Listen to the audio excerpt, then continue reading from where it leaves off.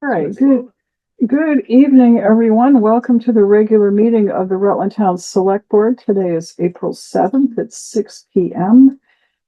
We have a full board with us tonight. I think I started your end last time. So Kurt Hathaway, Joe Denardo, Mary Ashcroft, Matt Getty, and Sharon Russell. Please rise and join me for the Pledge of Allegiance. Pledge allegiance to the flag of the United States of America and to the republic for which it stands, one nation, under God, indivisible, with liberty and justice for all. Okay. Select Board minutes for March 24th are in your packet. And we were all here. So is there a motion? That motion's been made and seconded to approve the minutes. Are there any additions, deletions, corrections? If not, all in favor, please say aye. Aye. Aye. Motion carries, and I'll circulate. Approval of orders. See, I've seen them. Matt and Sharon have seen them. Joe, have you seen them? Yeah, yes, I move that we approve the orders. Okay, motion's made. Is there a second? And seconded. Any additions, corrections to the orders? All in favor, please say aye. Aye. Aye. Motion carries. Are there any abstentions? One abstention. Okay. Yeah. So motion carries 4-0 with one abstention. Okay. Board member announcements. Are there any? Yes. Okay, yes, please.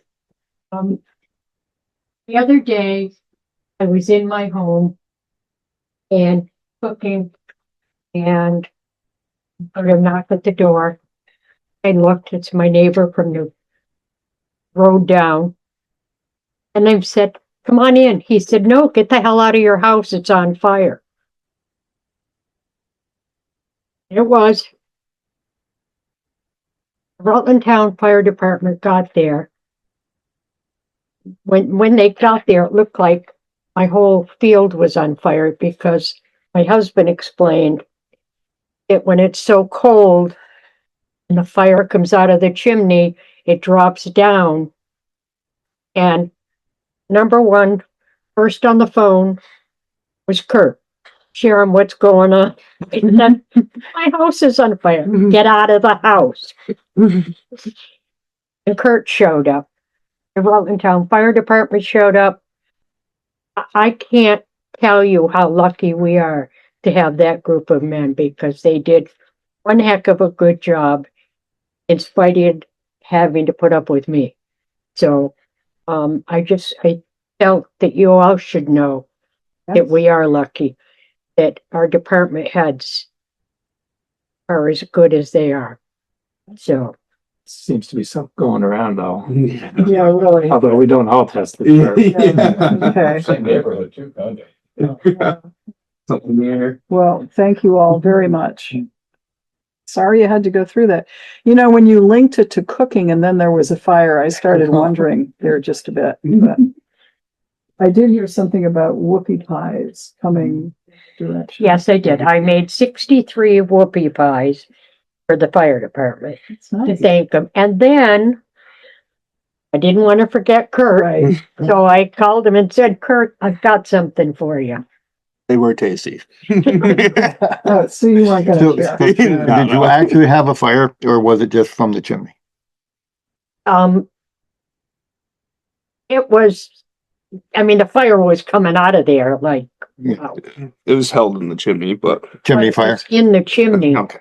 luckily And that was this is a very the good first chimney. year that Mr. Russell had not gone up and cleaned the chimney. Always comes back to bite you. Yeah. That's right. Yeah. That's right. So then I called Marie down in Florida and said, "Listen, before somebody calls and tells you your house is on fire, it's not yours, it's mine." It's good of you. So, but I Thoughtful neighbors. I was very impressed with every single one of them. Yeah. So, Good group. and I hope they like the whoopie pies. So, did you give one to your uncle? Yeah. You did. Okay, any other member announcements? Update the Rutland Town, Rutland City Intermunicipal Committee to plan the 250th anniversary of either independence or Vermont's establishment. I'm not sure we confirmed that yet. We will meet tomorrow evening at 5:30 at City Hall. This is to plan festivities. So Mike Rowe, I do believe, is going to be able to be there, and Ted Washburn. Now, I'm not sure why they invited the police department. I don't know what they have in mind, but Mary, I'll be there. okay, That's good. to my Thank you. committee. Okay. So if we nuke anybody during this meeting, I will not attend that one. I will skip it. Otherwise, I plan to be there. Okay, very good. Thank you. All right. Any questions from the floor or public comments? See the usual folks and one addition live and in person here. Nobody with a hand raised on the Zoom. So. Okay, very good. We're going to move into, disrupt our usual order of things and go with action item A. We're going to meet with Andres Torizzo from Watershed Consulting to discuss our MS4 projects in the town. And we have information in our packet about that. And Andres, why don't you come on up, please?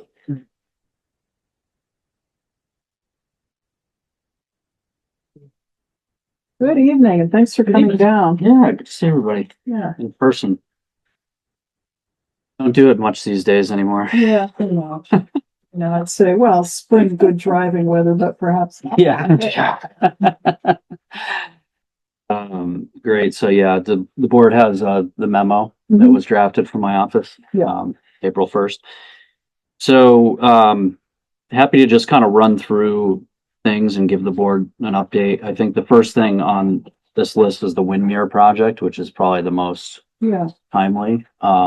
There's the most going on with that, so maybe just start with that. So just to recap, we had a good site visit this afternoon. So we met on site with Kurt and Joe and Dave and Gary from Windmere, and essentially, this project has taken a long time to get to this point with some of the permitting hurdles and getting, the landowners engaged and on board. And it seems like we've made a lot of progress. We're almost through permitting. Hopefully, we've had to deal with an Act 250 amendment.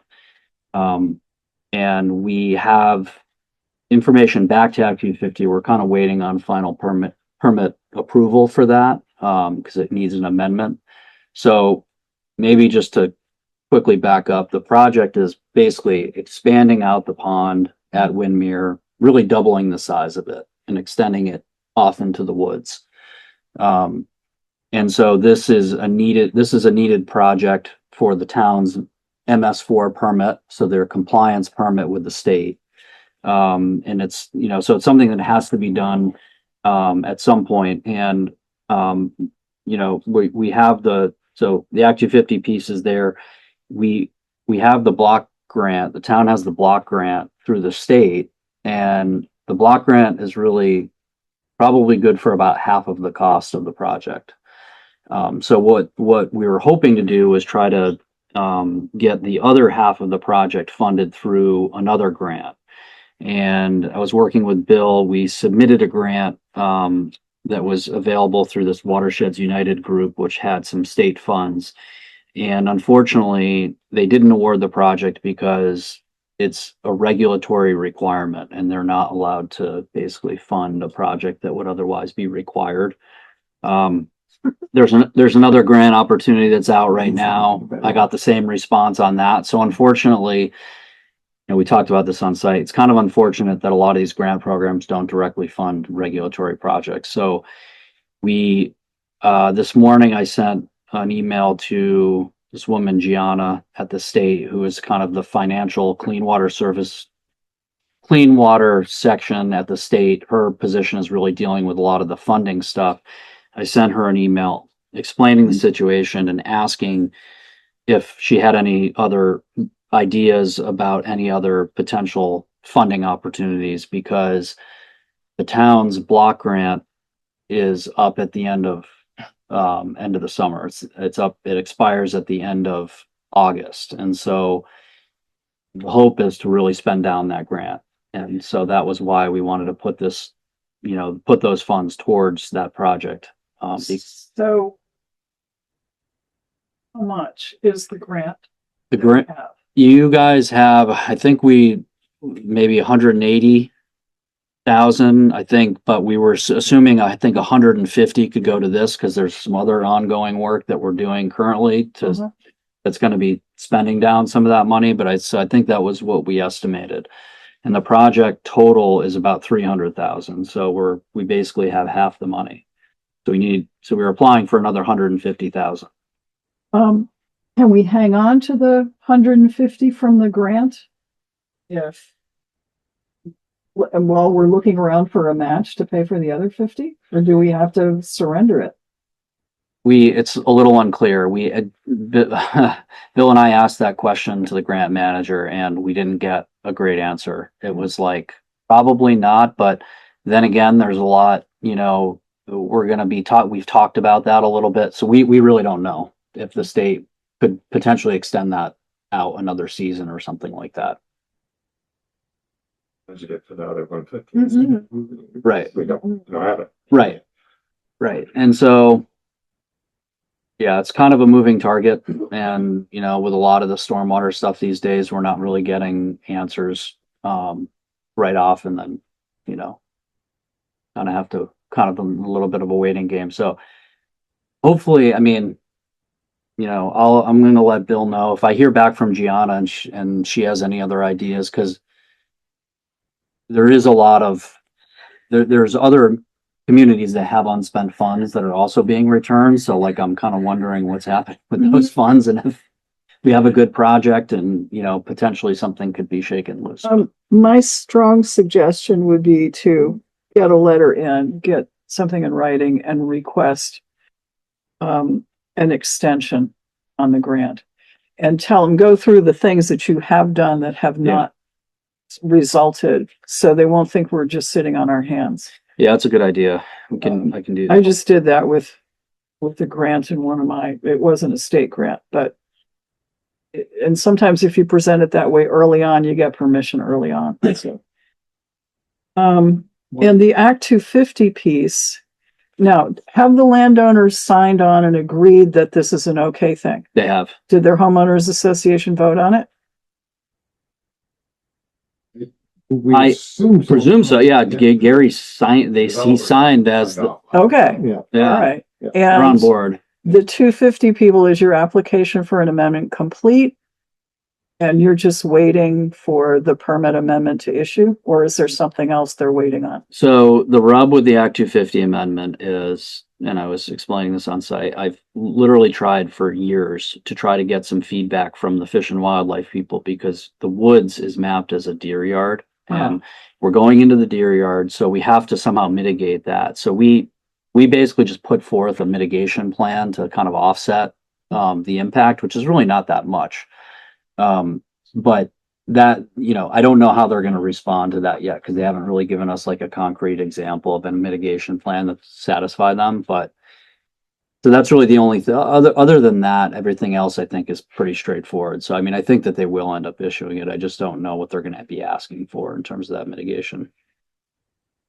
Okay, and this was, I'm remembering back to some way early on discussions where the MS4 permit requires us to do a certain level of, to meet a certain goal every year.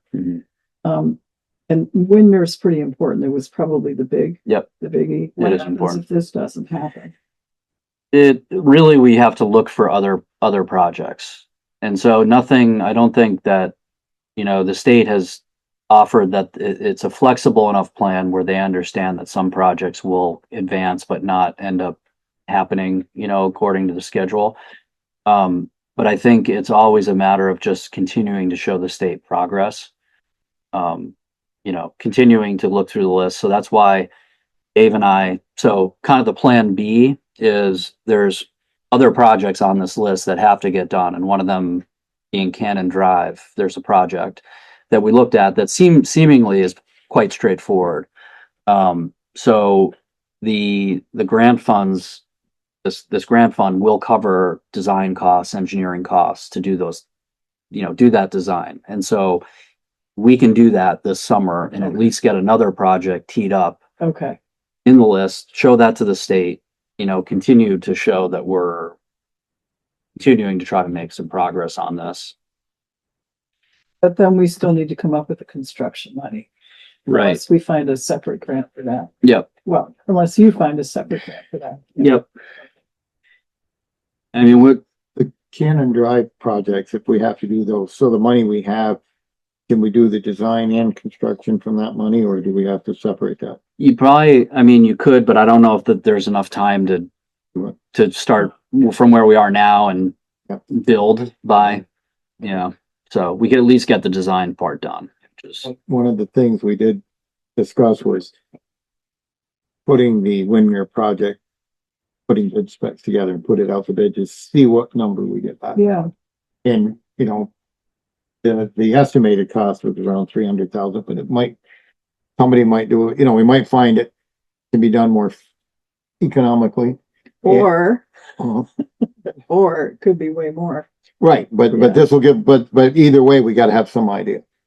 If we find out it's a $400,000 project, then we need to go looking for, if we're gonna continue to do this, but we need an actual kind of dollar figure, so that's what we asked Andres to do. And then perhaps if we have those bids, we can down a deposit if we need to before the end of the summer. Yeah. Well, Right. that may help Yes. us initiate something with the state to say, look, what I feel is going on here is very similar to our structures grant, and we discussed that Yeah. at length too.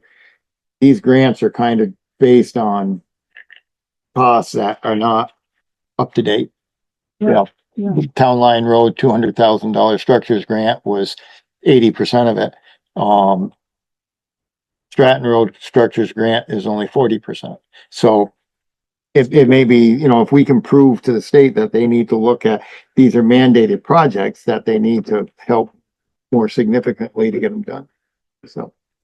Like if we have to raise, we don't have the ability to raise money by taxes until after July 1 of 27. Yeah. So in order to do that, we need to run the pilot set.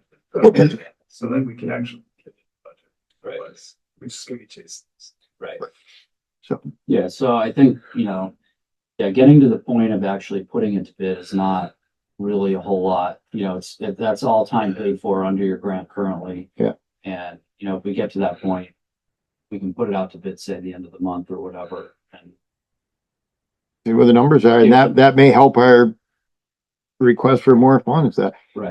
you've allocated this much, but it's not enough to cover this job or, and if you want, I've said this, if these water quality projects are essential, then, towns can't try to fund these on, they need, We can't.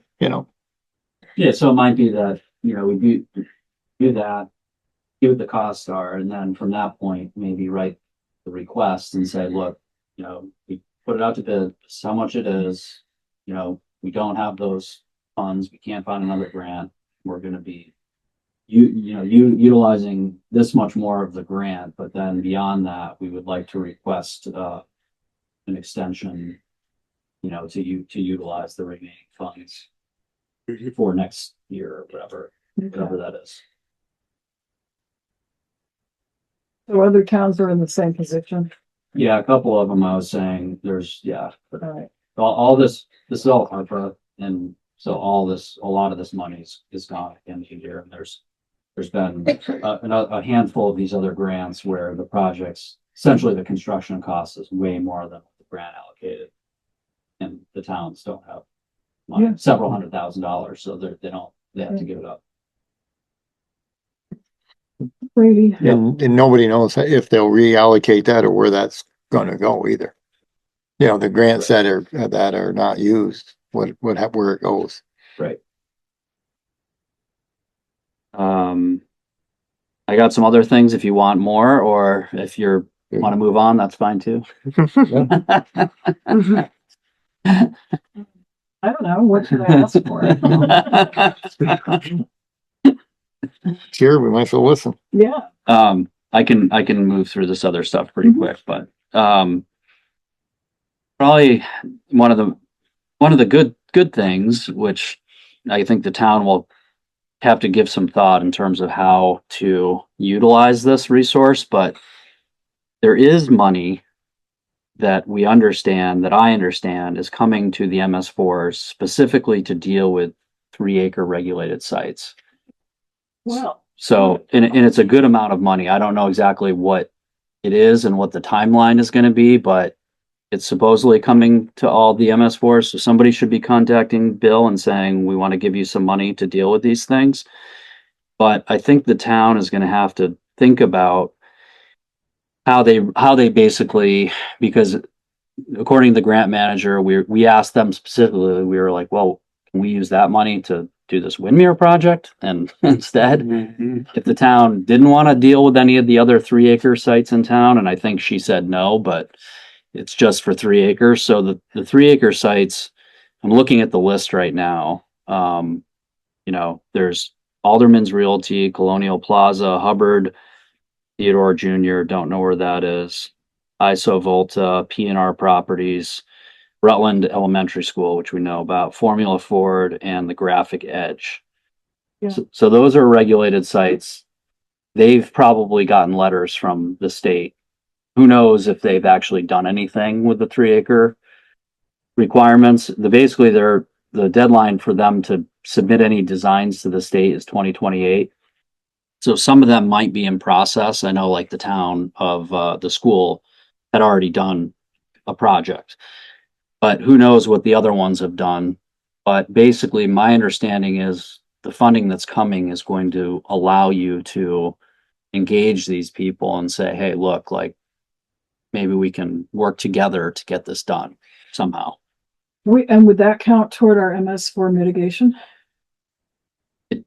I think it's going to depend where these are specifically located, whether or not they're in the impaired area or not. But that's a good question. Like that has to be sorted out in terms of like the specifics of that, but maybe. Yeah.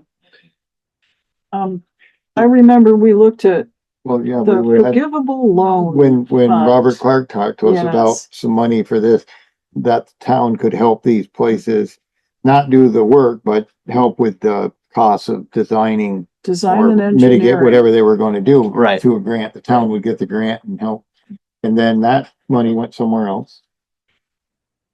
Yeah, this is the second time. The Diamond Run Mall, now would that be under a different, because they're taking steps up there. I don't know if you're aware of what their plans are. Right. But their plans are to get rid of a whole bunch of pavement and rooftops and. Yep. And end up with the grass. Yeah, they're probably, since they're doing that whole redevelopment plan, they would have had to get a new permit essentially, which would have kind of superseded this whole thing. So they're kind of like working to the full letter of the rules. This is like a halfway point to get to the, so. Didn't Mark Foley the same thing up there on Seward Road? They had all that parking for more business ones. 280 Seward Road, is that? Yeah, so that's on here. That's 7.27 acres of impervious. That's a big site. And- I think Markowski showed up there this week to do a stormwater project. Yeah, Oh. I remember. they, Okay. because I know they Right ripped, now. I think they took up one of the big parking lots already. Okay, So some of these people must be, they're doing them. they're doing stuff. When they, yeah. Yeah. All right. So- Well, that's handy, and that would be a nice thing to be able to work with our local businesses on. Yeah. Yeah, depending on, when that funding comes, first step is really just to do a first cut, figure out who these people are, where they are in the process, what their needs are. It's stuff we can certainly help with once that happens. I thought we had a list back like 10 years ago of all of the 3-acre. Yeah, that's when you just No, but we had a list, but we'd have to update it, of course, because some work may have been done. Yeah. Or even more added to it, but. Yeah. Okay, Yep. Okay, so that is that, and then, we're gonna be doing some illicit discharge. This is part of your MS4. This is required, basically testing some of the outfalls, reassessing, resampling these outfalls. This is just all ongoing work. So there's 20 known outfall points in Rutland Town. We need to reassess and resample. So we're gonna be contacting Dave, and we'll keep him posted on getting that work done. there was in the past an educational component of that, letting people know stuff they couldn't put in storm drains and, Yes. we are having our townwide celebration again, so if we get credit for doing that, we could probably have a table explaining That would be good. thou shalt not Yeah. dump. You can you need that credit. We do, So that would be really good. okay. Yep. And if you need any help putting together a flyer or something Sure. like that, just tell them, when is it? August 16th, you're gonna be there in person. We'll have a chair and a table. Dunk tank. Get the credit. From, If you come down and man the table, we'll feed you. Yeah, we think you good. It's very good cooking. All right. yeah, we do. All right. 1, 2, 3. If you're lucky, you get some free ice cream. August 16th. I'll put it on my calendar. Sunday, August 16th. And Okay. Sunday or Saturday? Saturday, August 16th, All right. and the 2, correct? Though? Right, you have to keep correcting me. Sunday, yeah. Yes. So just along those lines, one thing that it would be great to try to finish off, but it didn't because Barbara left the planning commission. We were working on the agreement in terms of outreach and education, which is part of, Yes. right? And so we got it to kind of like a final stage, but it was never solidified. We were gonna work with the city on that, right? Yep. Okay, And the planning commission. yeah, okay, well, Barbara's on the call. Yep. Because she's our planning commission too. Yep. Good. Hi, Barbara. So here she is. Yeah, so I think I was talking with, I'm just blanking on his name, from RPC. Devin? Devin. I was talking to Devin. So we talked about this, and so it's on Devin's radar. Okay, So, I know he's got a lot on his plate, so I'm sure he's going to be getting back to me. I just wanted to kind of, flag that as something that Okay. would be good to try to tie that up. the planning commission usually has a table at townwide celebration.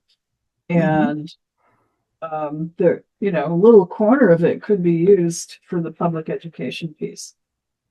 So if you Okay. can get flyers and This is on that same, this is the August 16th. yeah.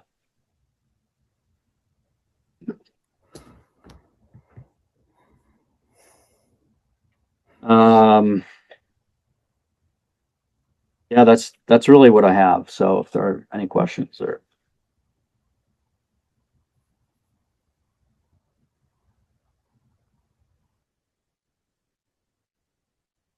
And you mentioned the new project scoping. Yep.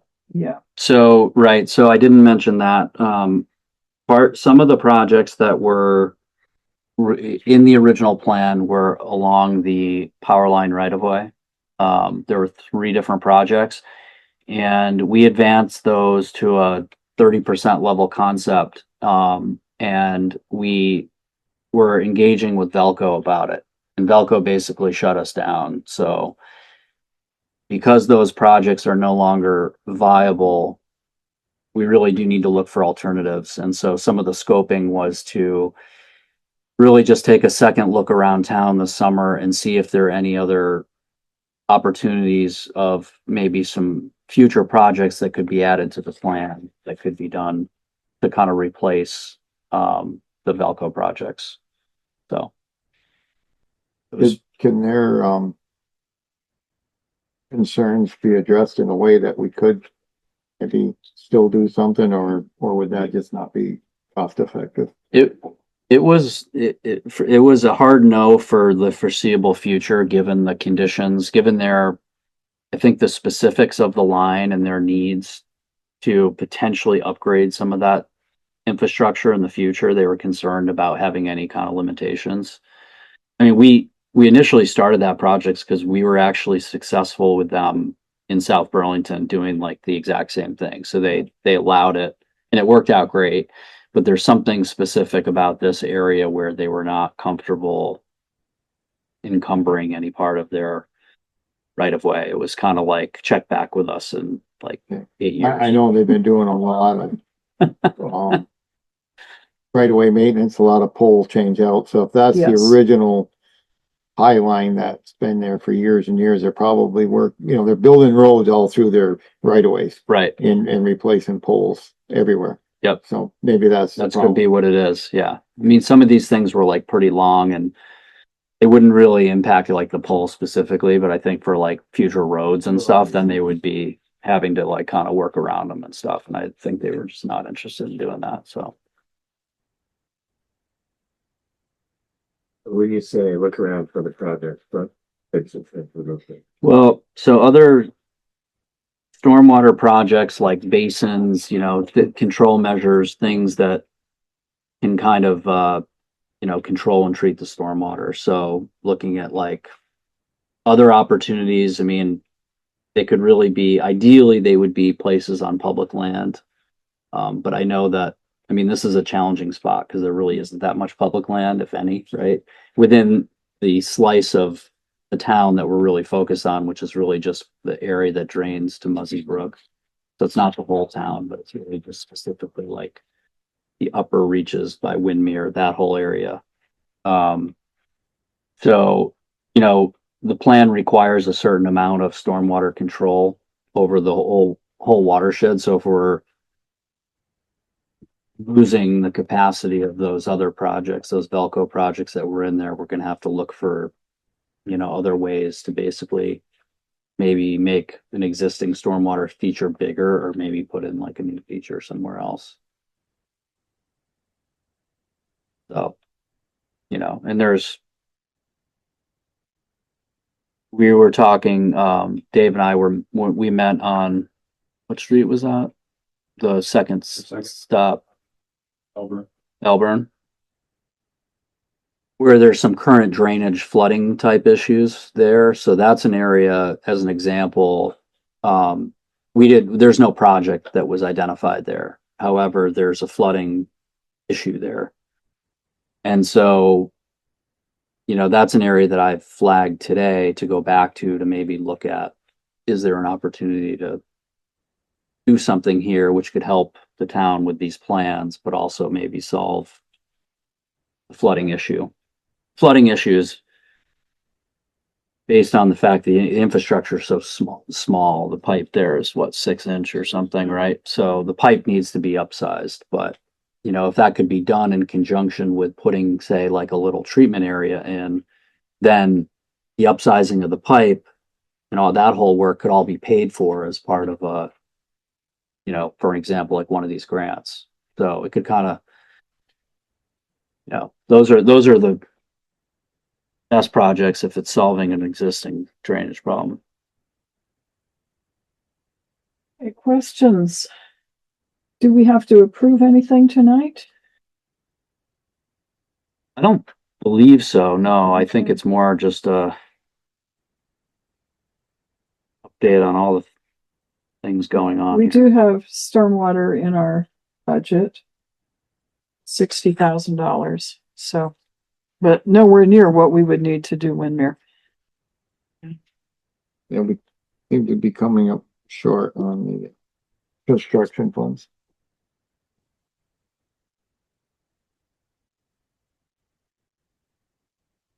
Okay. Any questions you have of us? Okay. Dave, all set? Okay. All right. Thanks, everybody. I don't suppose we can get retroactive credit for that sewer line we put under Route 7. Just probably not. I mean, maybe for the sewer, The stormwater folks don't really probably care about sewer. Is it sewer like wastewater line? Yeah. Yeah. Yeah. Yeah.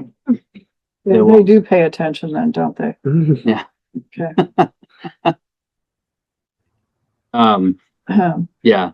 The V-Trans person actually did contact me a few months ago asking about that Ranbury Road. Hey, whatever happened with that? That's what he said. And I said, well, that was nixed like years ago. And I don't know why he was actually asking, curious if there was any movement for them to do anything about that. Well, they were going to do the construction. Well, if you remember, Yeah. it's funny, we talked about Yeah. this, Yeah. that Andres designed that, Mm-hmm. and we were working on that, and then we got that grant. And I think we got about $350,000 toward the grant, and V-Trans said, oh, you got a state grant, so we're not helping. And it doesn't, I mean, the grant has nothing to do with V-Trans. That was a Well, we state. kept telling them their runoff from their road was Right, messing but up our we applied town, for the so, grant yeah. as mitigation for the town, not for V-Trans. So V-Trans needed to ante up the additional costs Mhm. to help build it, because most of that water comes off of Route 7. That's right. Yeah. And they said, no, we're not going to give you any money. You got a state grant. And it's like, wait a minute, the state grants are open to the entire state, and we were lucky enough to get one. That doesn't cover your costs. That's the grant. And that's why the board said, no, we're not going to do it. If you're not helping, we're not helping. When you don't work that way. All right. No. Hmm. But and it seems like one state agency knocking heads with another state agency. That seems to be what goes on, Oh, it happens a lot, yeah. Yes. Yes. you know.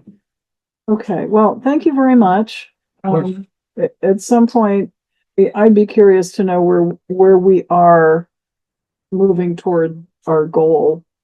And we've probably, if Windmere doesn't come through, we've split off quite badly, I think. In terms of the projects, you're saying? Yeah. Yeah. Yeah.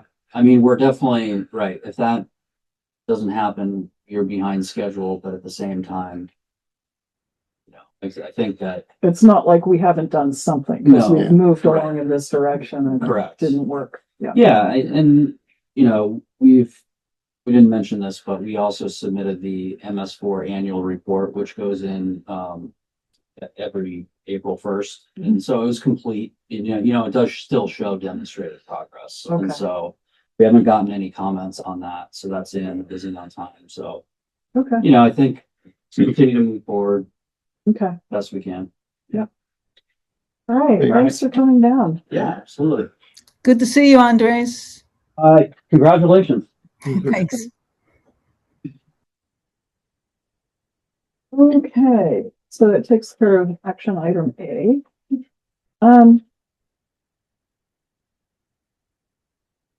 Dave Sears, Town Road Commissioner. Yeah.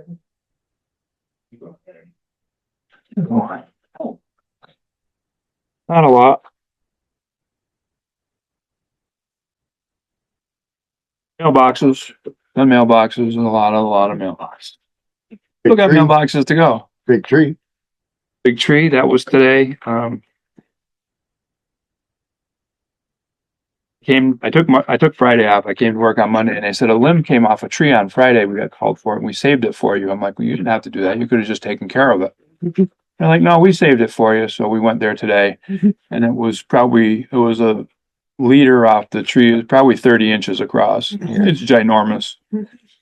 Went across the road. Classifies as a limb. It's not a limb. It went across the road, took out the power of the phone, everything. It was Where was it? right across from Old Wood Road. Okay. It's a bruiser. Yeah. Yeah, it was quite the log in it. So we took care of that today anyway. We went down last Wednesday and dug the sewer main splash, retrieved the blockage, and put that all back together. We went back down yesterday and jetted the sewer from Route 7 up to the manhole by the driveway, and we put 500 gallons of water down that manhole, just flushed it all, got it all cleaned up, and it's all spit shined and ready to go. We started breaking down winter equipment until we saw the forecast and had no idea what was gonna happen today, so we kind of pulled back on that a little bit. But it looks like we can probably continue with that tomorrow, so. We had received in our packet, Kari was kind enough to give us the budget status report for each department. We knew winter de-icer would be. A couple of questions about other things. One is the highway garage utilities. That seemed way high. We had budgeted, if I'm reading this correctly, we had budgeted $15,000 and it cost 43. Am I reading this right? What's? That can't be right. Does say that. Yeah,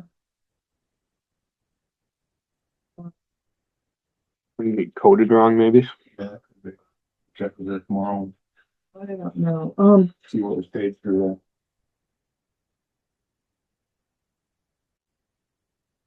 So there are, and then well, we have a quarter to go of the year. So, we gotta request that each department head take a look at this 3/4 report and meet with your committee and see. I don't want us going over if we can possibly help it. But see if something is out of whack, what's going on before we get to the end of the year, and then we can't make any adjustments if adjustments are needed. Okay. Lighting. Get a new lighting. Wasn't that much. Interrogating people in there, using that. And engineering services are up too. We budgeted 30,000 and that came in at 56,778 so far. That's probably pretty accurate. Yeah, we did it for Simon's Ave, we did Simon's Ave work, we did the culvert work, some of that may be coming back from grant reimbursement, but that takes a little time, but that kind of catches a lot of Robert Clark's work. And then we replace it with grant funding when we are able to. Okay, He designed the sewer line. Right? but that should have come out of the sewer. That should have come out of the other though, right? Okay. But that's an example But of but maybe it- coding, yeah. But So- that got caught. Because I did Okay. that wrong, that got caught. I don't know, but yeah. Okay. So you don't have, you've spent 99% in 3/4 of the year of your entire budget for the full year, so you're trying to tiptoe. I'm trying to be tactful. Okay. Hard look at the budget. Highway committee, can you help with that? I know you We're can't do going much to, about the salt and the winter contractors, but I'm curious about the utilities. That's, yeah, we'll get to the bottom of that. There's something not like that. Utilities have gone up, but not that much. yeah.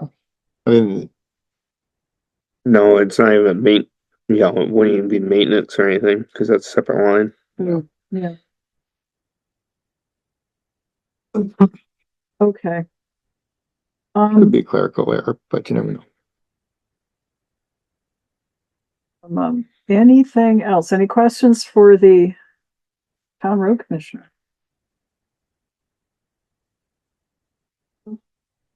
No? Okay, thank you. Good night. Thanks, Dave. Chris Clark, town fire chief. First tonight. Okay. So digesting whoopie pies. Mike Rowe, town rec director. Small. Good evening. How are you? I'm good. Good. All right, bunch of stuff. The rink is all closed up. that was great. Finished that up last week, so that's all put to bed. Baseball cleanup for Dewey Field is on Saturday with our majors and minors teams, helping to get that cleaned up over there at the field. That's going to be the Saturday at 9 o'clock. If anybody wants to come over and do a little raking. I'm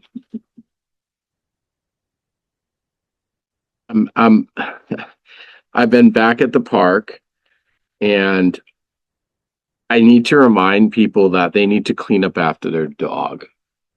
And I have a funny feeling I know who the person is, because it's going out of the park from essentially the tee box of the disc golf by the basketball court up. And I noticed it severely because I went down and collected about $10 worth of, and we have a Twisted Tea fan who likes to drink and then throw his can on the side. I got about $10 worth of Twisted Tea cans. Yeah. I'm good for litter. Oh, Let's say that nice and loud, up to 500. yeah. Okay. So, just put it in your truck and take the 5 cents. I mean, you would have been able to fill your tank 10 times over with the cans I collected. And just the amount of dog waste was, do something with my boots after, but it was just disgusting and nasty. And I have a funny feeling I know who it is, because most people when they walk their dogs are not going to go up that part of the park. I mean, the walkers walk up and loop back. The dogs usually either enter that way, which there are only a couple that come from Post Road and enter. So I have a funny feeling I know who the person is. It's the person I kind of caught last year, and obviously it didn't do much. So I will keep an eye on that. But gross. Anyway, so we have plenty of cleanup stations. We have plenty of bags. There's a trash can there. Use the bag and pick up after your dog, please and thank you. As well as keeping them on a leash. Please do that as well. My patience is getting a little thin with that. This close to shut. Yeah, I know, and I've said that many, many times. People have been really respectful. I will give that. Yeah. It was funny. Someone told me a story. They were walking with their dog, and a friend was walking, and they were coming up the trail, and her friend said, "Oh, I think my friend Mike is here." And the lady's like, "The guy in the black truck? Yep, I gotta leash him up." Good. Then you know that they need to be leashed up. So I laughed at that one. I'm like, thanks, that's good. Yeah. Appreciate that. I've had people say, "Oh, my dog's friendly, you don't mind, do you?" The answer is Yes, I do mind. everyone minds. This is not one individual walker's permission to get. This is keep your dog on a leash, period. So the sheriff's kind of back in town up there, so we'll we'll hopefully curb that like we do every year. But just wanted to throw that out.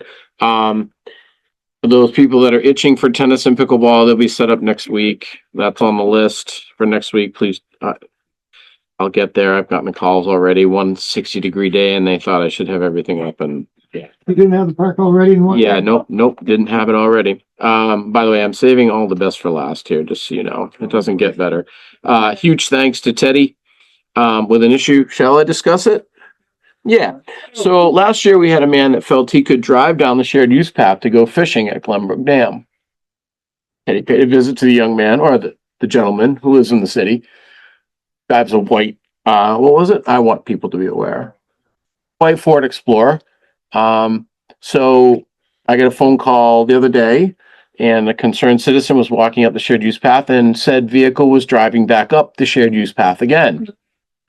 Went on the cameras, saw it all, reported to Ted. The same lady called Ted, and Ted has in the process issued a no trespass for 6 months. He's also a pickleball player, so he's kind of bummed because his summer is not allowed in the park. But he did listen, so he now has a trespass summary on that. His second. It was his second violation, and in the interim, I have placed a pole now so that cannot happen, and a sign is coming. I have to go to a pole so that you don't drive down the shared use path. Anyway, so that's being remedied. So where is that? Well, if you go to the end of the park behind the baseball field, where the shared use path Can starts. you get Ford Explorer? Oh, it's You could get the loader went down there, all the Shared use path. shared use path is quite wide, 8 feet wide, yeah. Minimum of 8 feet. Yeah, oh, yeah, but you won't be able to really go with a car now. And the camera gets it, so that's even better. Rangers aren't too wide. You wanted to get to Glen Dam, wouldn't you just drive off at Chisant? You can't. Because the fence. Well, the gate that you can't drive up that road, GMP closes that gate. Alternative road that the town was The nice town enough to built. build for. Yeah. So anyway, that has been taken. Huge thanks to Teddy for that, and to Bill. Bill got it nice and clear on the. My phone camera wasn't as clear as Teddy and I were trying to look at it in the office, which also brought up giving access to the PD for our cameras, so that in that case they have that access rather than me bringing my phone over. Spring cleanup is underway, like I said, at the park, and that's going well. I did nice leaf blowing today in the snow. It was actually kind of therapeutic. I'm not gonna lie, it was very therapeutic. We are starting a lacrosse clinic for grades K through 2, much like our baseball, soccer, basketball, other clinics. So that's starting. Got some nice parent volunteers for that. Baseball is up and running, believe it or not. They start practice next week for our baseball programs, which is huge. That means summer is coming. He was the one who jinxed it last The- time. Yeah, I know. Yeah. The no, I told you. Well, the last part's not bad, but this part is. So the pool cover is off. And there's no water under it. There is oh no, the pool cover is off early because the pool company is coming Saturday to replace all of the issues on the upper or missing tiles. So they're coming in. They asked to come in on Saturday. I'm like, it's early. Like, my guys like to work, and it's fine. So it is now getting to the point where they can actually go in and do the work. The water is leaving, but pool covers last for a little while. I've put one in since I've been here, and we can never use it again. It needs to be thrown away and ripped up. There are so many holes in it now.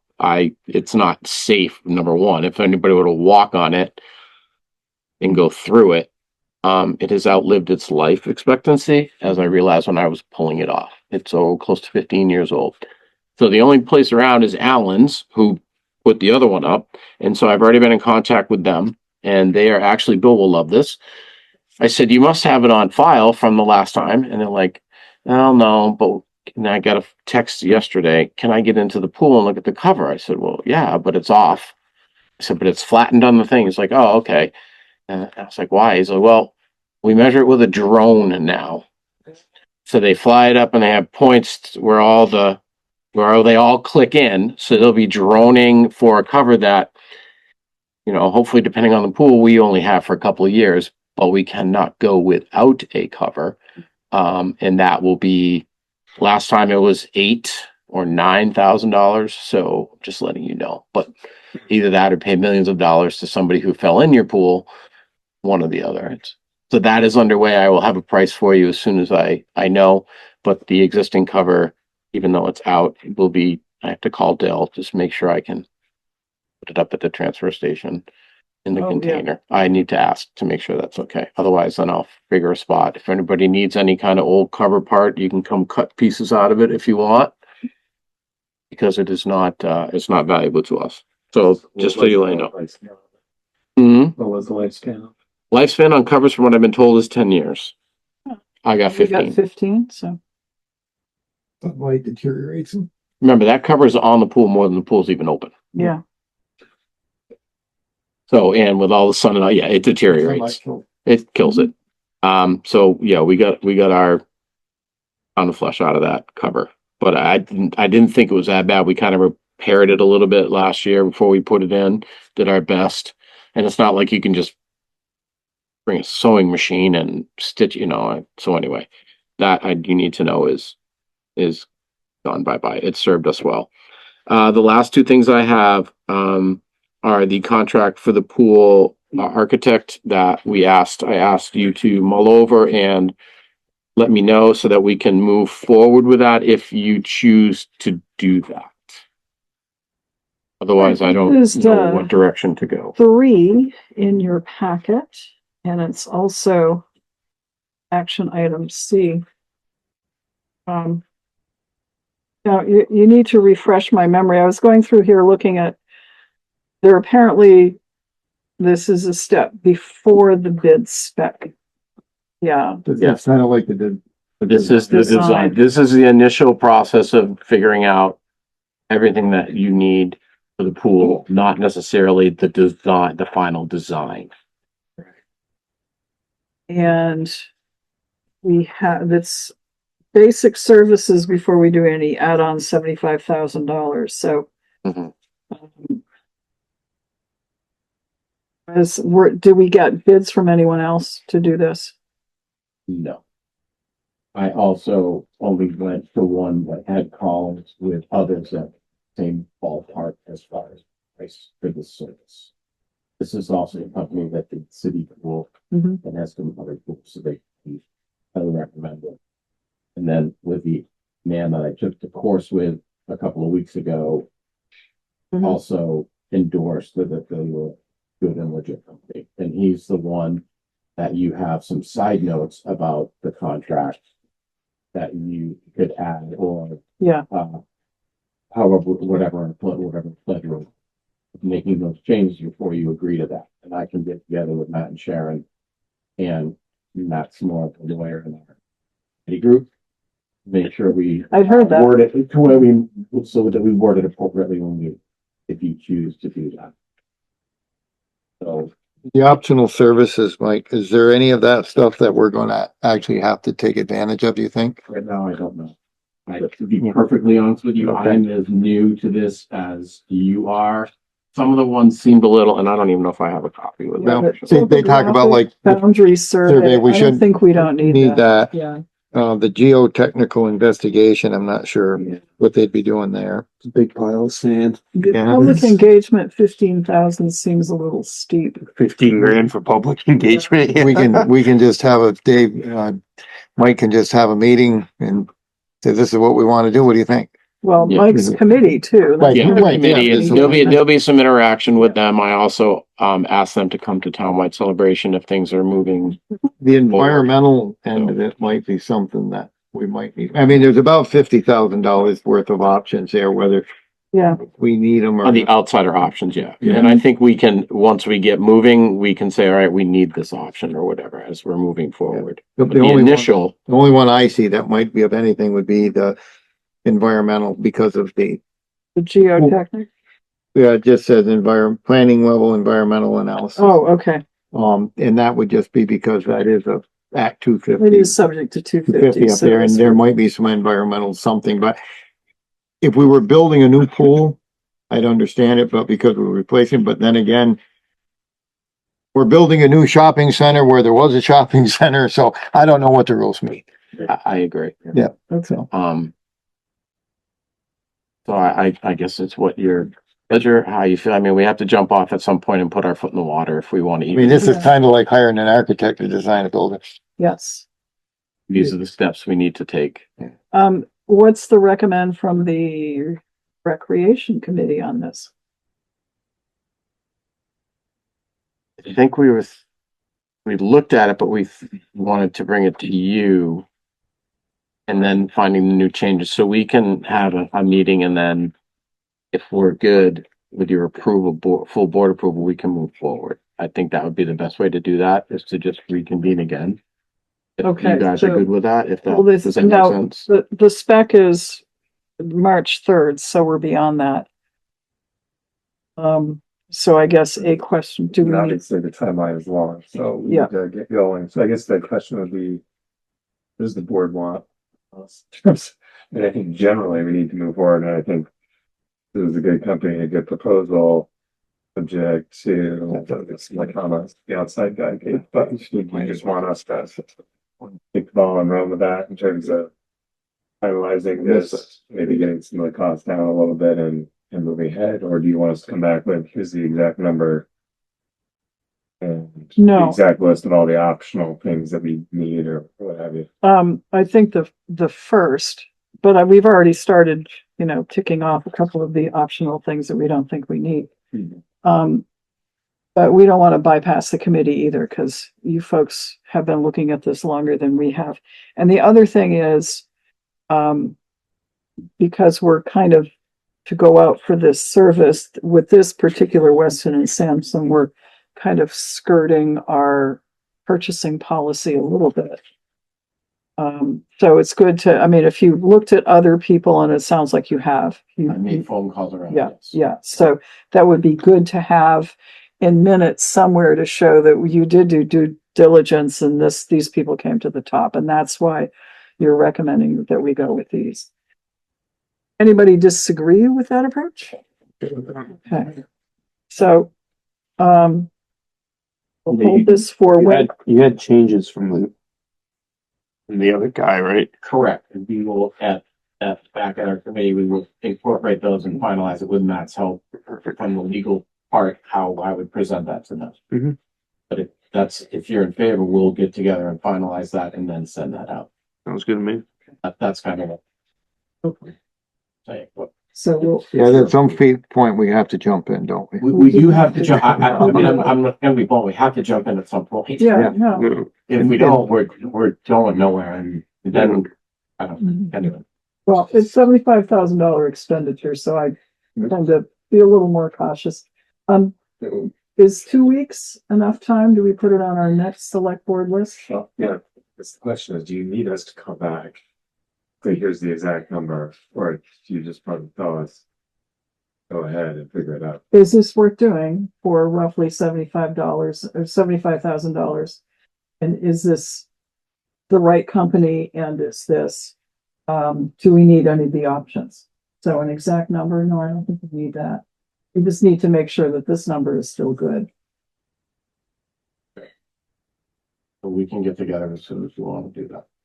Whatever works with the two of you on. Pretty much great.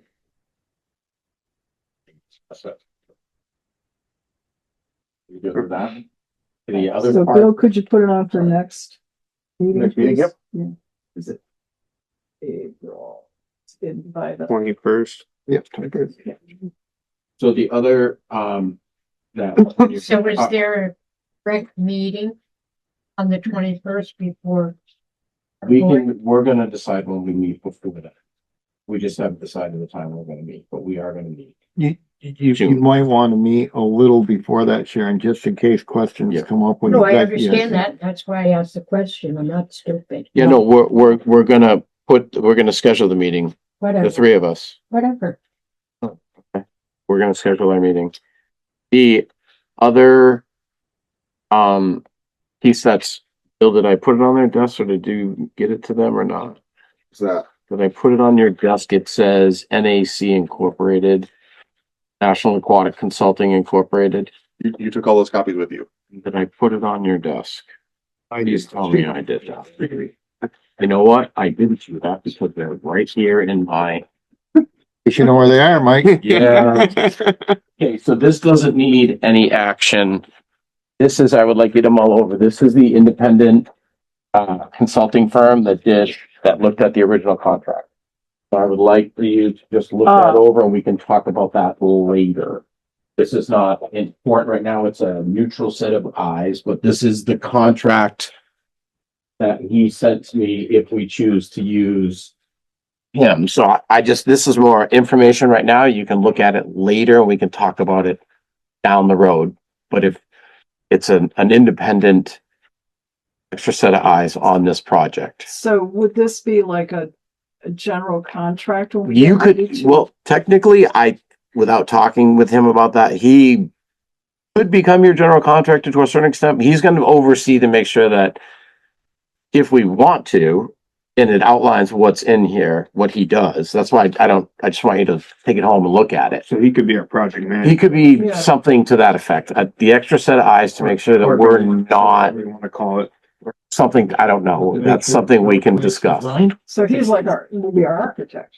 I think after this is. No. Clerk of Works. This could be someone along that. He's not your architect. That's not his job. No, his No. job is to make sure that he looks at the design and your pool is built as designed. In the way it's supposed to be designed and all that. And After 2 fire stations, I do believe we need this. so I'm just saying, this is for you to look at. If there's somebody else, great. This, like I said, I took the course. He teaches the CPO course. This is his company. He works all over New England.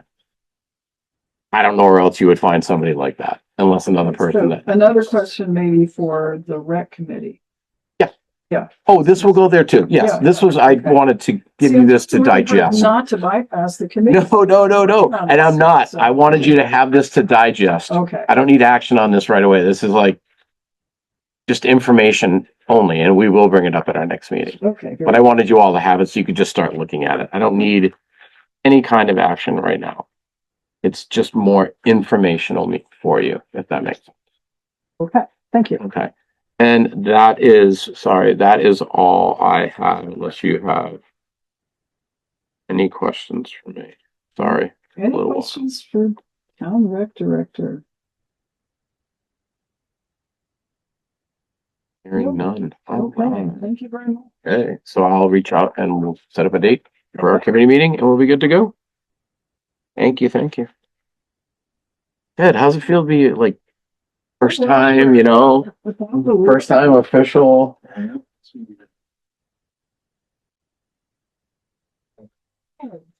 Evening, we've got a couple of, Yeah, this is one less fanfare.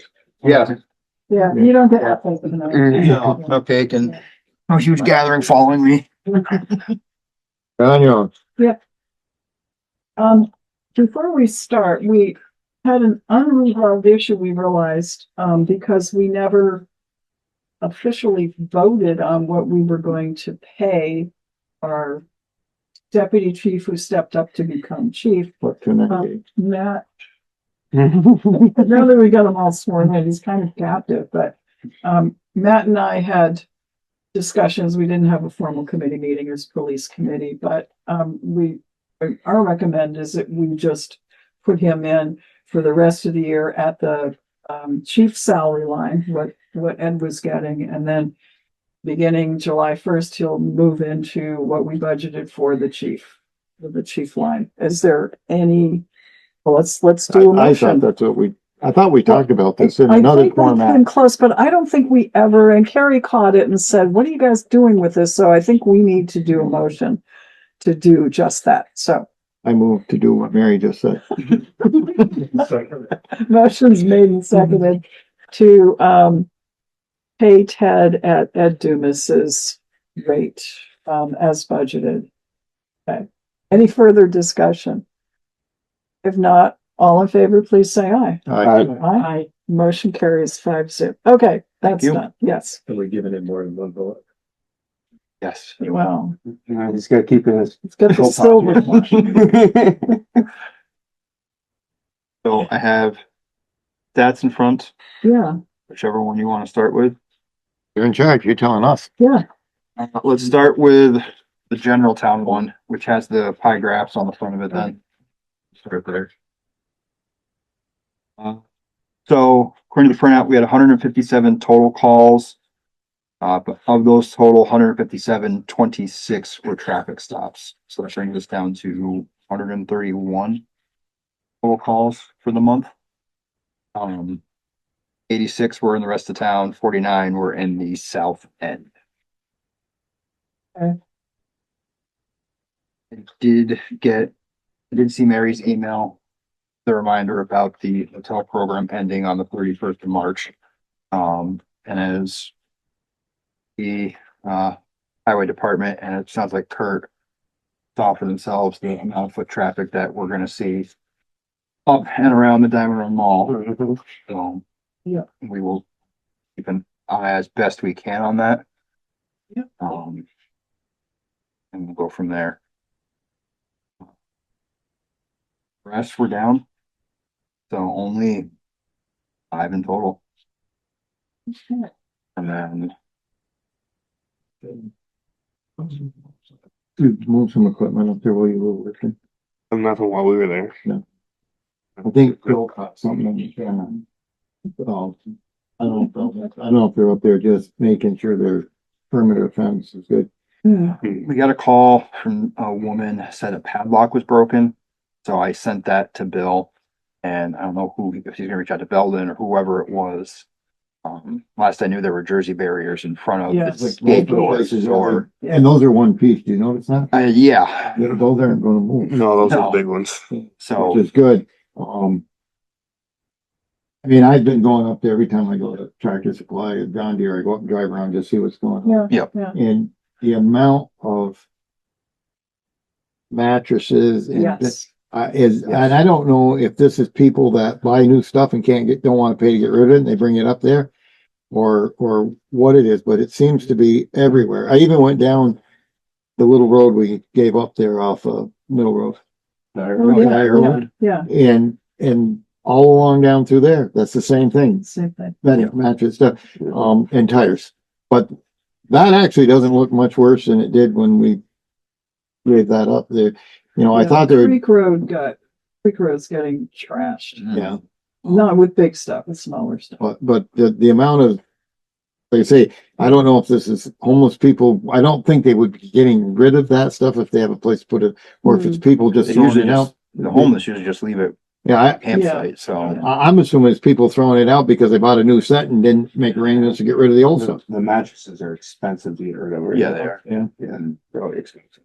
So, I know you do have a littering call at Diamond Run Place. yeah, We don't own it. So I guess probably, Bill, have you been in touch with, yeah, what's the response about, cause I'm getting complaints about the littering up there and, You sent on issues with the fencing and the gates. yeah, And there is a email chain that goes around that says people who take care of this usually ends up getting taken care of. So okay. we can send another one about the debris and stuff and. Well, we're getting Yeah. complaints now and, I mean, they need to be aware that, can't, and I think I've said this to David Drake, the campers are going to be back in there. Mhm. And if there's no activity, i.e. demolition going on, it's going to be an attractive place to go back to. Yep. So, yes, it is. They're going to be inside. Absolutely. But we're not, as we said before, we're not going in after them. yeah, Cause they run and I'm not chasing. We're not gonna do that. Don't play that game. So that was with the general stats. okay. Any questions on the general ones? The south, What's next? yep, the south end numbers. We're still down Hmm. calls from last year. So that was nice, but we did start to see the uptick at the end of the month on Green Mountain Plaza from Hannaford's. So Out of hibernation. snow's gone. Once the snow's gone, even when it's cold, they're still gonna move. The So cold weather housing program ended. Yeah. So, it didn't really have a lot of people in it last I knew, so it's not like they're running to Cortina right now. yeah, no. Are the problems Dix was having and some of the other places, have they, I'm assuming this reflects the fact that they may have mitigated some from when it was at its peak with the shoplifting and stuff and all that. Somewhat. Yeah. I know there's a new manager at Dick's who isn't as proactive as the prior manager. So we're having some, let's say, issues, but there's a learning curve from them now because they're not able to get us the stuff we need to prosecute. Yeah. And we try to explain that to them, like, this is what we need, and they're just kind of like, okay. So, can help you if you don't want to help yourself. Okay, I took a look at the budget. Yep. 3/4, and we've got, I would say detailed salary. I think that was the overtime, and I think that came from the Cortina fund, and we just needed to show it here and that it's gonna be reimbursed there. Okay, so that's fine. Communication line is over a little bit. Do we have more expenditures anticipated for that? Within the general stuff. And so I met with Kari yesterday, Okay, and she gave me a printout for our equipment line okay, for an itemized list. And I know that that's over because of the That's- cruiser. oh, okay, But I wanted to see if I got rid of the cruiser in there, how much money actually left in that line. okay. I'm gonna ask to do the same thing for each communication line. So I can look at, what exactly is the reason. Yeah, that wasn't over a lot, but the equipment line was over a lot, Yes. but that's because we took the cruiser out of that and it's gonna be reimbursed with Cortina funds. Okay. So, You'll see orders tonight, there was the new radar unit for the new cruiser as well. okay, So that is the last thing that the government needs for the cruiser bill. okay. And I think the rest of the things were, you know. Okay. Yeah. Right, what else do you have? Thank you for helping out with the guy who's using our shared use path as a highway. You just remind me, so on the outside detail, Yeah, we had budgeted 0. I thought we were planning not to use that one. right. So what was that? That was the holiday patrols for the south. The Wasn't it also originated when you guys were working at, Omnia? Yeah, way back. That's when that, yeah. yeah, years ago it started there. Yeah. And then we've been using it since when we were doing the actual There's patrols. Omnia. And then we did the December holiday patrol. That's what that number reflected.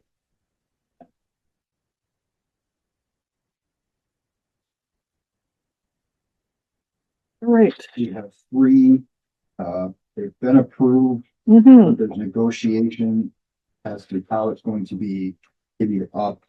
About 3 federal forfeitures that Ooh. Officer Placus and Canine Rooster were involved in.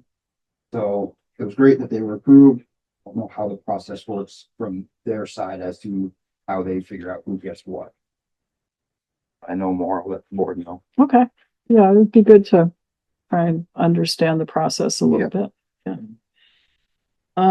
So Kari, So this will be, I guess, unexpected income. yeah, we didn't budget So- anything for it. So you guys your committee will have to kind of get together and decide what.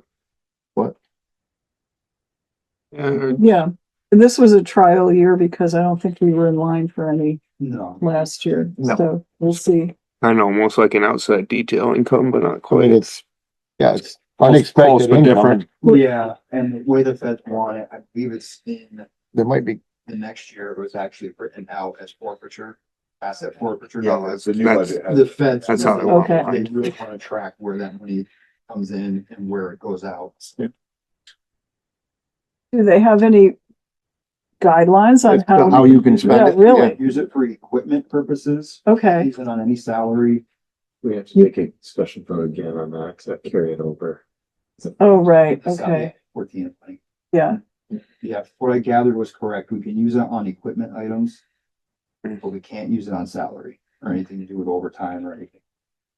What about like training for Rooster Yeah. or his handler? No. Oh. It's part of the packet that Officer Placus and I went through. I'm gonna go through it again because as we're now approaching actually getting money, I really do need to know. what to expect. Yeah, So we weren't sure. I mean, yeah, they kept putting us in for it, but we changed for a while. And I checked it yesterday and it said 3 were pending, or approval granted, or dispersion or something to that effect. So, How much is it in total? so one pot was 16,900. One pot was, I think, 6,900, and then the third pot was 53.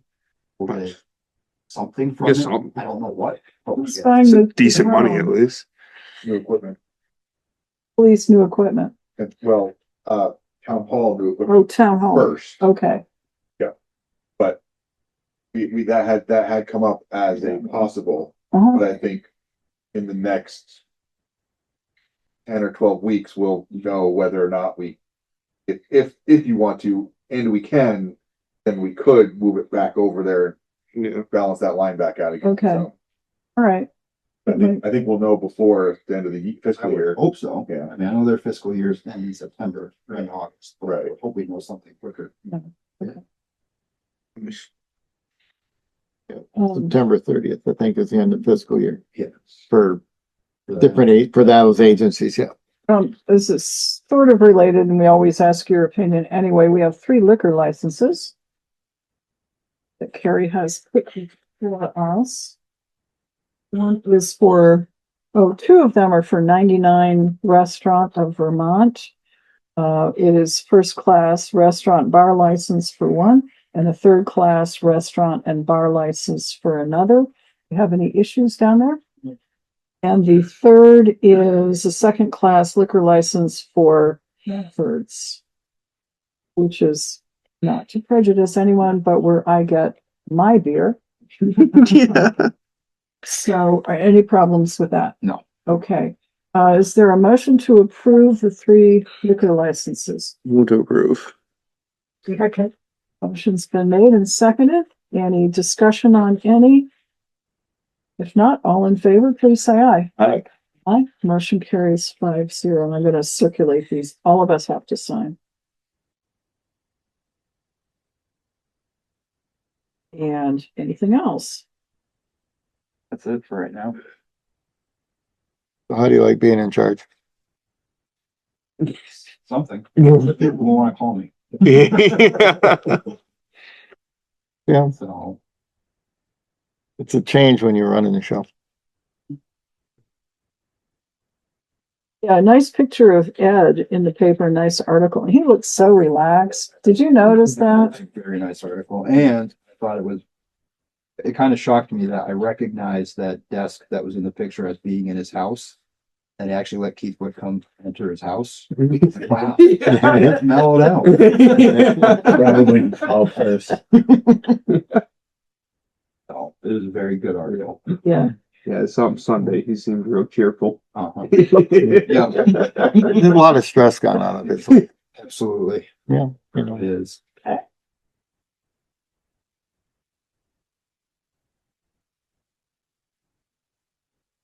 All right. Anything else for our police chief? If not, she's open. I think they're all set. Thank you very much. Thank you. Do we have Mike Delehanty on? You do not. No. Mike has been working more. Okay. Not sure what's going on. I think it's kind of maybe leveled out in his personal life a little bit. Okay. But he did come out the last 2 Saturdays and has been running some traffic for us. Good. So, but he has been coming out. Okay. Larry and Larry Veneri, no? Oh, Marcia Chioffi, town head lister. Good evening, Marcia. Good evening, everyone. How's everybody tonight? We're doing. Good. Well, the first thing I have to say is we've started our site visits, and I have to say that I think the listers are going to have to put in for hazard duty pay. Ooh. We had a couple sites today that we visited, one of them being at the top of Thistle Hill, where the house had to be built up to meet the road, and the back end of the house we could not even measure because there was a 25 to 30 foot drop in the back, which was quite interesting. And the other house was on Winridge, which we visited last summer when they were preliminarily building. And that house is actually a 15-foot drop from the road with another 25 to 35-foot drop in the back of the house. So it's quite interesting where these homes are being built in the town.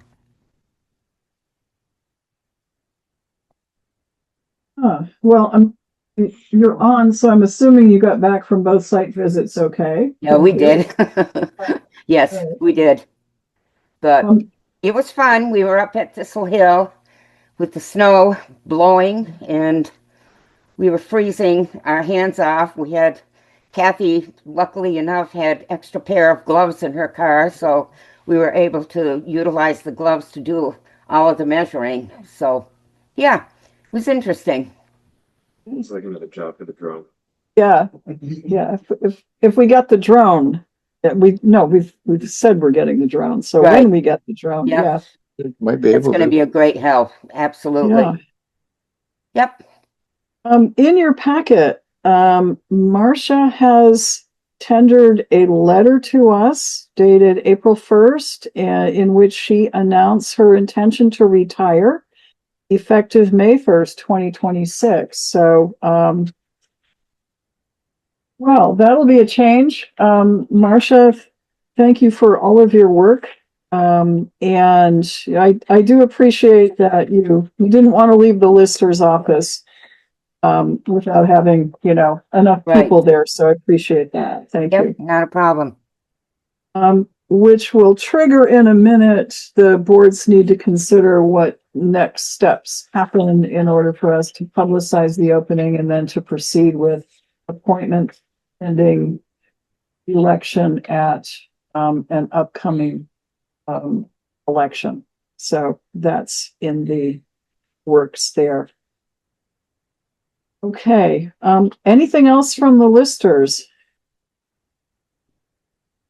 No, does the board have any plans going forward as to the type of person they wish to fill this position? Well, let's see. What Bill has done is draft up the notice of vacancy, and it looks like that is something that we need to vote on that tonight so we can get it posted and start the process of getting people to submit letters of interest. Any person interested in serving should submit a letter of interest by close of business on June 24th, 2026. The board will consider letters received. Any question pertaining to this notice can be directed to our town administrator. And we have the authority under statute to make an appointment to fill the vacancy. And then the person appointed will serve until a town election is had. And the question I posed to town council is that the election in March, which is town meeting election, we do have two other elections in August. They're not really town elections, one in August and one in November. So do we attempt to fill the vacancies then, or anyway, so I think Kevin's looking into that a little bit. So we'll know what we have to do. So would it be appropriate at this time to vote to post this notice of vacancy? Yes. I move that we do that. Second. Does move that and are you authorizing me to sign on behalf? Yeah, because you're the only lane there. Well, there's that. Yes. Okay. Motion's been made and seconded to post the notice of vacancy, and start getting word out that people should apply, with a letter of interest. Any discussion? You have that in front of you. If not, all in favor, please say aye. Aye. Aye. Okay, motion carries 5-0. Can I just ask on your notice, are there going to be any requirements that the candidate should possess while applying for the position? No, I don't think so. It's like, we will consider, we'll look at their letter of interest and look at, I'm sure in the past we have had interviews, and if there's more than one, we've had interviews, and we'll ask what their background is and how they feel that the background makes them suitable to be a lister. But I do believe there's people can go online. The Secretary of State's office usually has information about the duties of lister. There's nothing in this notice that says you have to have these qualifications, and I don't think we've ever done that.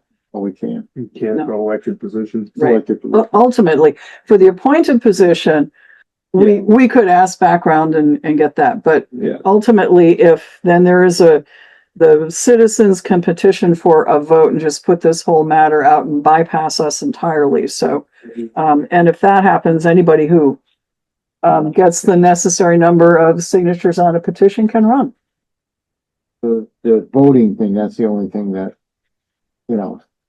it says until town, and I think we had this discussion before. Yes. Yeah. But I believe we did have a town election And that's why we had to do it, and that was for the revote on the school budget. That was a town election. Yeah. Where the August and November elections are not. not town elections, Right. but clarification from Kevin would be. Okay. Alrighty. Anything else for our lister, head lister? Thanks, Marcia, for all you've done over the years. Yes, Thank you, indeed. Marcia. You're welcome. Been my pleasure. I'm Okay. gonna miss it all. But after 66 years in the field of work, I think I've deserved my time. Yes, indeed. Yes, indeed. Okay. Thanks again. On to Kari Clark, Town Clerk and Treasurer. Good evening. Hi, Kari. Hello. So over this entire time, I think everything that I had to say you've already covered for me, so thank you.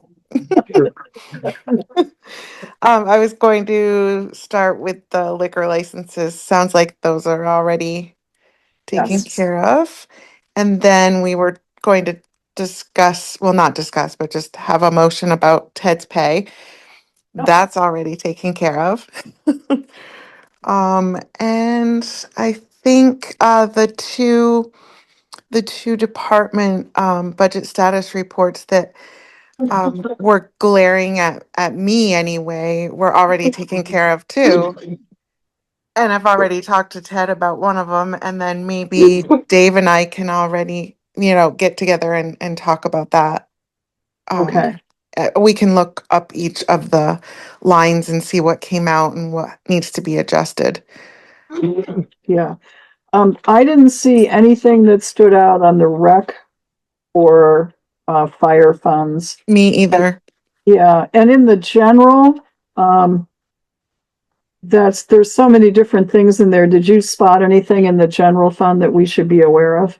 No, I didn't, and you're right. There's just so much in there, but I mainly was looking for significant negative numbers in that third column for right through the whole report, and we Yes. already addressed the ones that needed to be addressed. Okay. So I have a question about the school property tax, the timing of that. Okay. And have we now paid the school for for this fiscal year, they get everything? Because we would No. receive another, okay, yeah, could you address that, please? School properties tax is $6,595,258. And that would be the taxes that we collect throughout Okay, the year. So I give them their portion each time we have a tax installment. So we that's have, what I thought. yeah, we have one more left. Okay, And then just after that, I'll give them their portion. And usually Louis, Malazio and I are in discussion via email before I do that last payment. So we're adjusting it appropriately based on the cash flow that the state receives. They do updates, I think, maybe 3 times a year. And he gives those to me, and it's all dependent on all the variables that go into that big cash flow that you can Google online, and it has a lot to do with the homestead declarations and many other things. So um, the final number will be in here after that. By June, so that you can see how much we gave the school. I think Matt has a question. Yeah, more of a comment on that subject. Sure. Purposes of formatting this sheet, it would be helpful if you plug in the school property tax revenue also on the budget side of it, because, Well, it looks excuse me, not the revenue, but the budgeted on the expense side. There's a there's a line for that. It shows the actual expenditure, but the budget number is 0. So then consequence of that is when you get down to the bottom, and we have this giant negative balance relative to the budget for the general fund, which makes it just harder to quickly get the overview of where things stand. Mm-hmm, mm-hmm. I'll take a look at it and see why they chose to do that back when they set this up. But I hear you, and I'll look at that. Okay. Right, there is at the top of page 2, which has general revenues, there is an actual current tax revenue amount of 7,541,000. Mm-hmm. And then when you add in all of the other, grants and local option tax, we have 9,123,000. Yeah, well, because of the way the revenue flows through, I find it easier to just look at the expenditures Yeah, and say, okay, where are our actual expenditures relative to budget? 3/4 of the way through the year, are we 3/4 of the way through our expenses? yes. But you can't really do that when you've got that figure in there Yeah, okay. without an offset. Right. That if you could see how they set that up, Kari, and make it more user friendly. I can look into that. Yeah. Thank you. I'm looking at it right now. Are there any other things that stick out at you? I think we've gone over the ones that I spotted. Did anybody else see any that want to?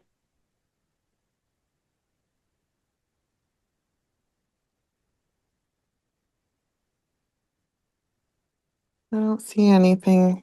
I know, I did want to, and this is just, future reference. The public safety building, maintenance and electricity, Mm-hmm. where it looks like we didn't estimate as well, and hopefully this coming budget year, we're estimating a little bit better. Yeah, yes to both of those things. Okay, Because it'll be our first full year. yeah, Hey, electricity rates. Yeah. it didn't help either. Yeah, the electricity, we have addressed the next budget. Okay, Anymore, to be closer to. okay, good. But that's remember when we did this budget, those are the discussion we had, like, we're just gonna guess. Yes, really we have no did. idea, so- We did. We could always run that generator for a while. Yeah. Yeah, on $6 fuel. Yeah. So, We'd be so that, using up like $3. Yeah. so that brings up an interesting question. I was gonna ask you this. So we put our fuel out to bid. They have taken an awful hit, but we have a guaranteed maximum, right? We have, so our heating oil. Yep. Has a cap. Right. Yes. What about the propane? I can't remember what that propane did not. There was some variable in that, but that, it was not structured the same. Heating oil bid. That was given a maximum rate. Okay. I was talking with Dave about the fuel for the trucks, and he had that 1,000 gallons sitting up there that they had purchased, and he finally got the wiring done. Okay. Because when fuel hit like 5 something a gallon, he said, yeah, we got fuel here we bought for like 2 something. Wow. Yeah, or Right. 3. So Anything else for Kari? This was really helpful. Thank you, Kari. You're welcome. Could you please confirm that I did get my dog license? I could, not from my couch, but I can tomorrow. No, that's okay. I did. I came in. There's a lot of people that actually are coming in after the 1st, and it's just a couple dollars extra. Not a big deal, but a lot of people are, so that's good. I like Yes. that. So yeah. Okay. Next right, thing is well- taxes, and then on to summer. Yeah. All right. Taxes are due May May 10th. 10th. Last installment. Anything else for Kari? If not, thank you very much. Have a good evening. Yes, you too. Yeah. Joe Denardo, Public Safety Building Clerk. There were two items that we talked about at the last meeting. I have a call into Wilk Paving regarding the parking lot. I don't know that there's much we're gonna be able to do there. It has to, what Kurt said, the difference in compaction between either the road and the parking area. So Yeah. that's what caused that crack. So we'll see what we can do. And then I did talk with Kim at Naylor and Breen, and the gentleman that installed the siding on the public safety building is doing work for them on the farmers market building on West Street. Okay. And uniquely enough, those panels are the same color and it's the same stuff. So she said they figured out what they need. He doesn't know where they started. Okay. The fact that it's on a corner is some helpful, but if they started on the police station end of the building and came this way, technically you have to take that all apart and then fix the corner. So she said there may be some they can fix it, but there will be some external fasteners that you don't see now to do it. And then she told me the two panels are somewhere around $12,000. And she said that to get two panels here from wherever they are is almost as much money as what the two panels are. So she said to me, I said, we discussed this. So would it be a problem if those two panels hitchhike along with the farmer's market panels? And they all come together? And she said, that's not an issue. I said, our only requirement is that is repaired before winter. And she said, so they're working. Great. Okay. But we will be dealing with the company that did put them up and the company and whatever. So they should have some firsthand knowledge, and they do this, whatever. But I thought it was funny that the farmer's market is using the same pumps. Yeah. But so those are the two questions that were out there. Other than that, all good. Okay. He should have sold them our panels so we could order a different color panel. I think there was a disconnect of a year or two on that one. Yeah. And I don't know what our options were when the building was built, Right. but Yeah. it'll grow on us, I guess. All right. John Paul Faignant. No. Hi, Barbara. Oops. Yes. Hi. Good evening. Get everything straightened away here. We will have a public hearing on the subdivision bylaw on April 23rd. And that will be to repeal the subdivision ordinance that exists now and replace it with this new bylaw. And I'm sure you're going to be fascinated with me retelling the history of all this and why it took so long. We tried doing it ourselves first, but that was a bit of a quagmire because statute had changed so much and things had been added to the subdivision ordinance that really didn't belong. So that stalled out. That was November of 2024. And subsequent to that, the select board, you decided to for us to give you a bylaw instead of an ordinance for subdivision. And that was on Kevin Brown's advice. We did later in 2025, we got a template from the Regional Planning Commission. So we worked with that to flesh out, to give the bylaw some bones. Sent that to Kevin Brown and got his comments back recently, last couple of weeks. And so we've incorporated his suggestions and it should be ready to go. We'll see what the public hearing brings. We have a chance after that to make some changes before we send it along to you and you have your public hearing and all that kind of stuff. Very good. Okay.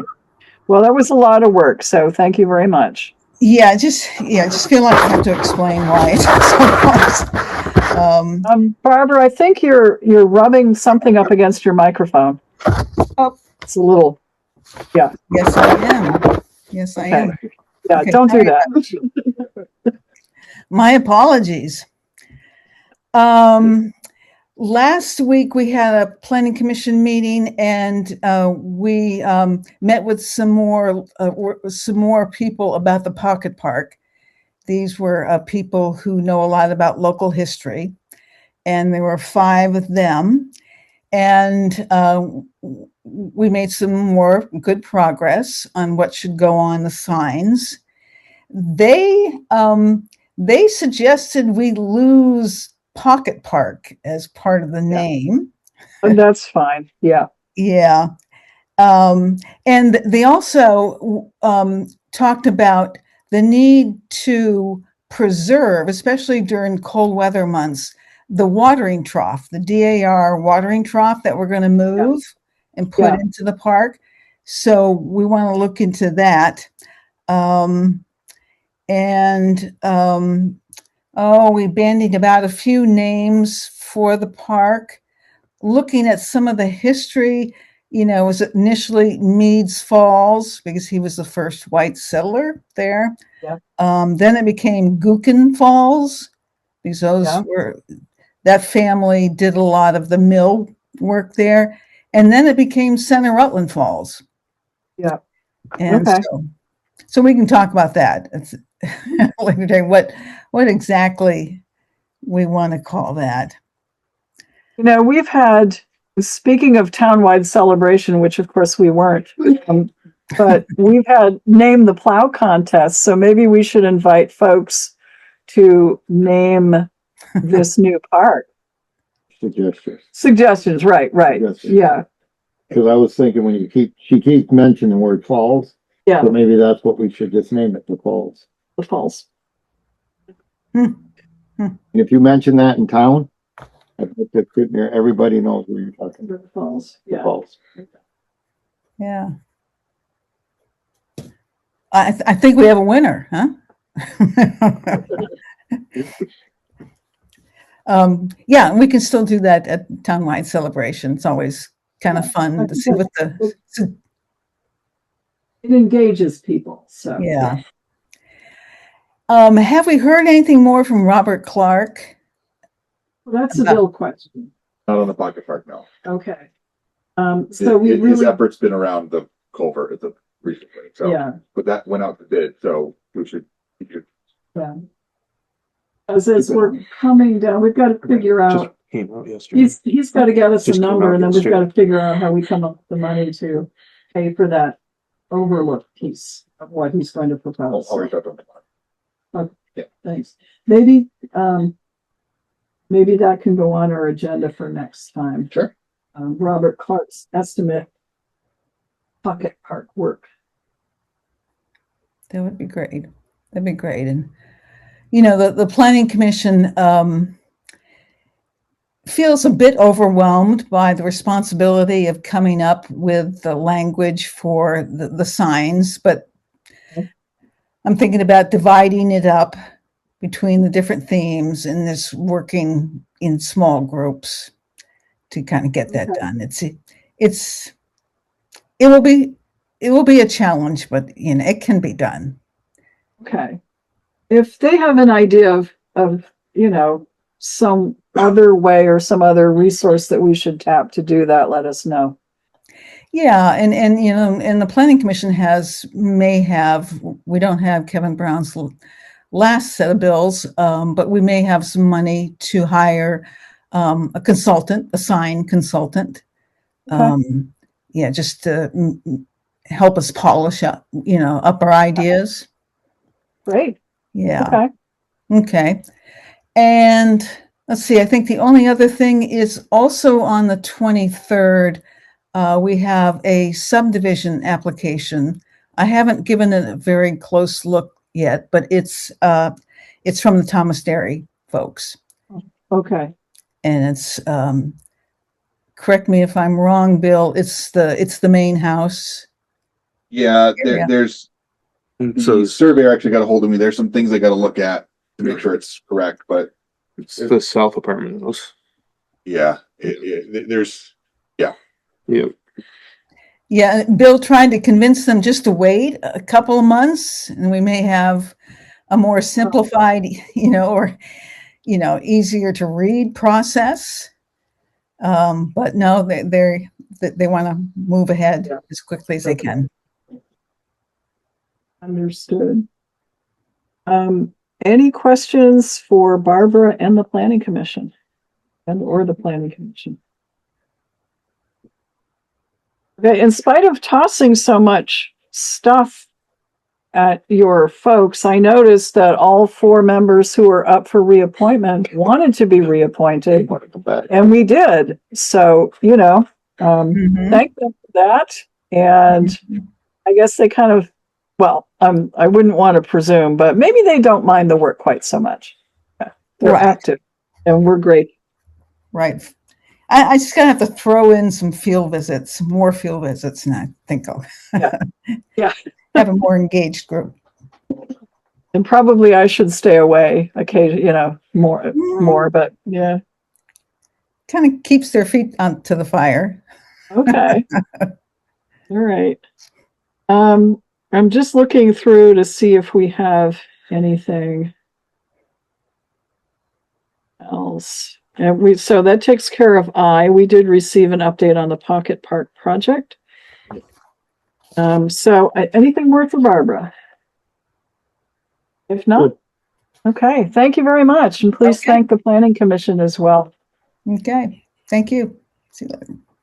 All right, Bill Sweet, town administrator.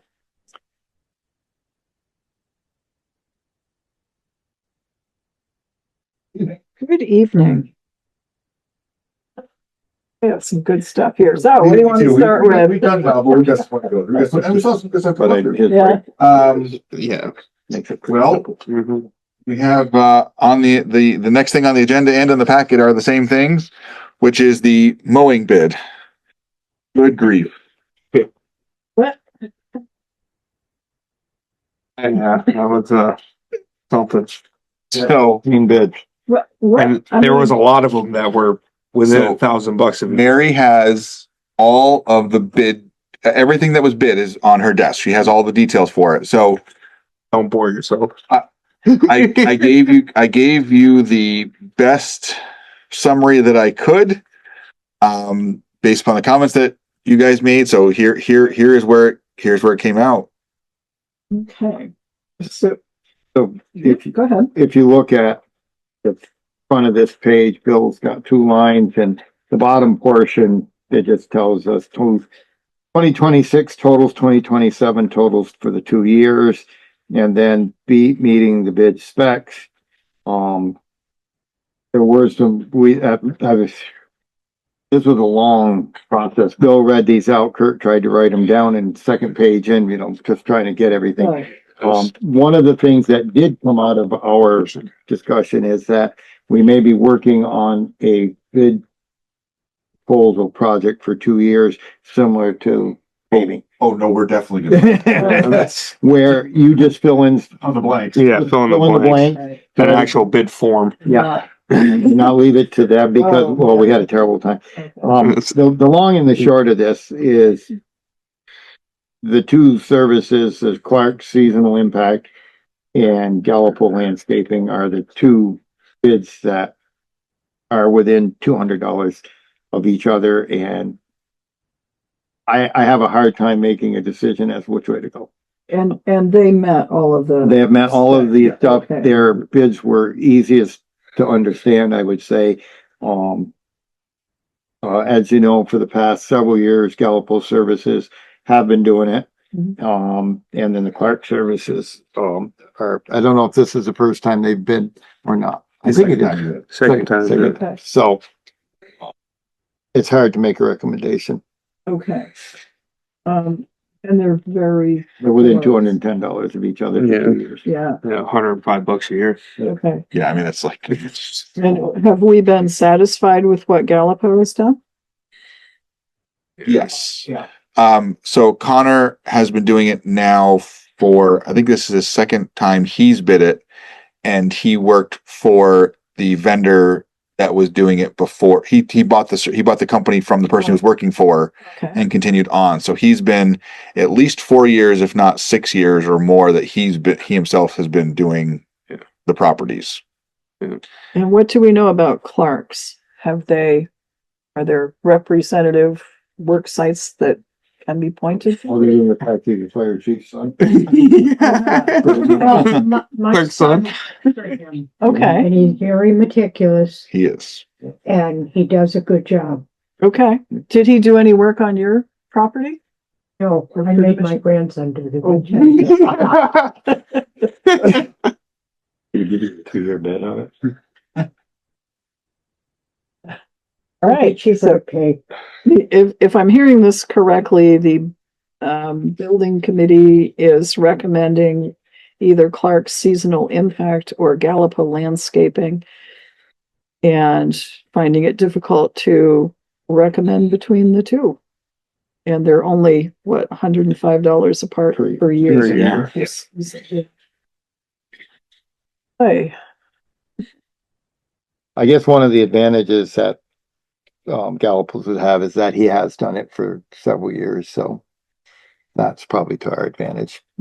Um, Does the cemetery as well. Yeah.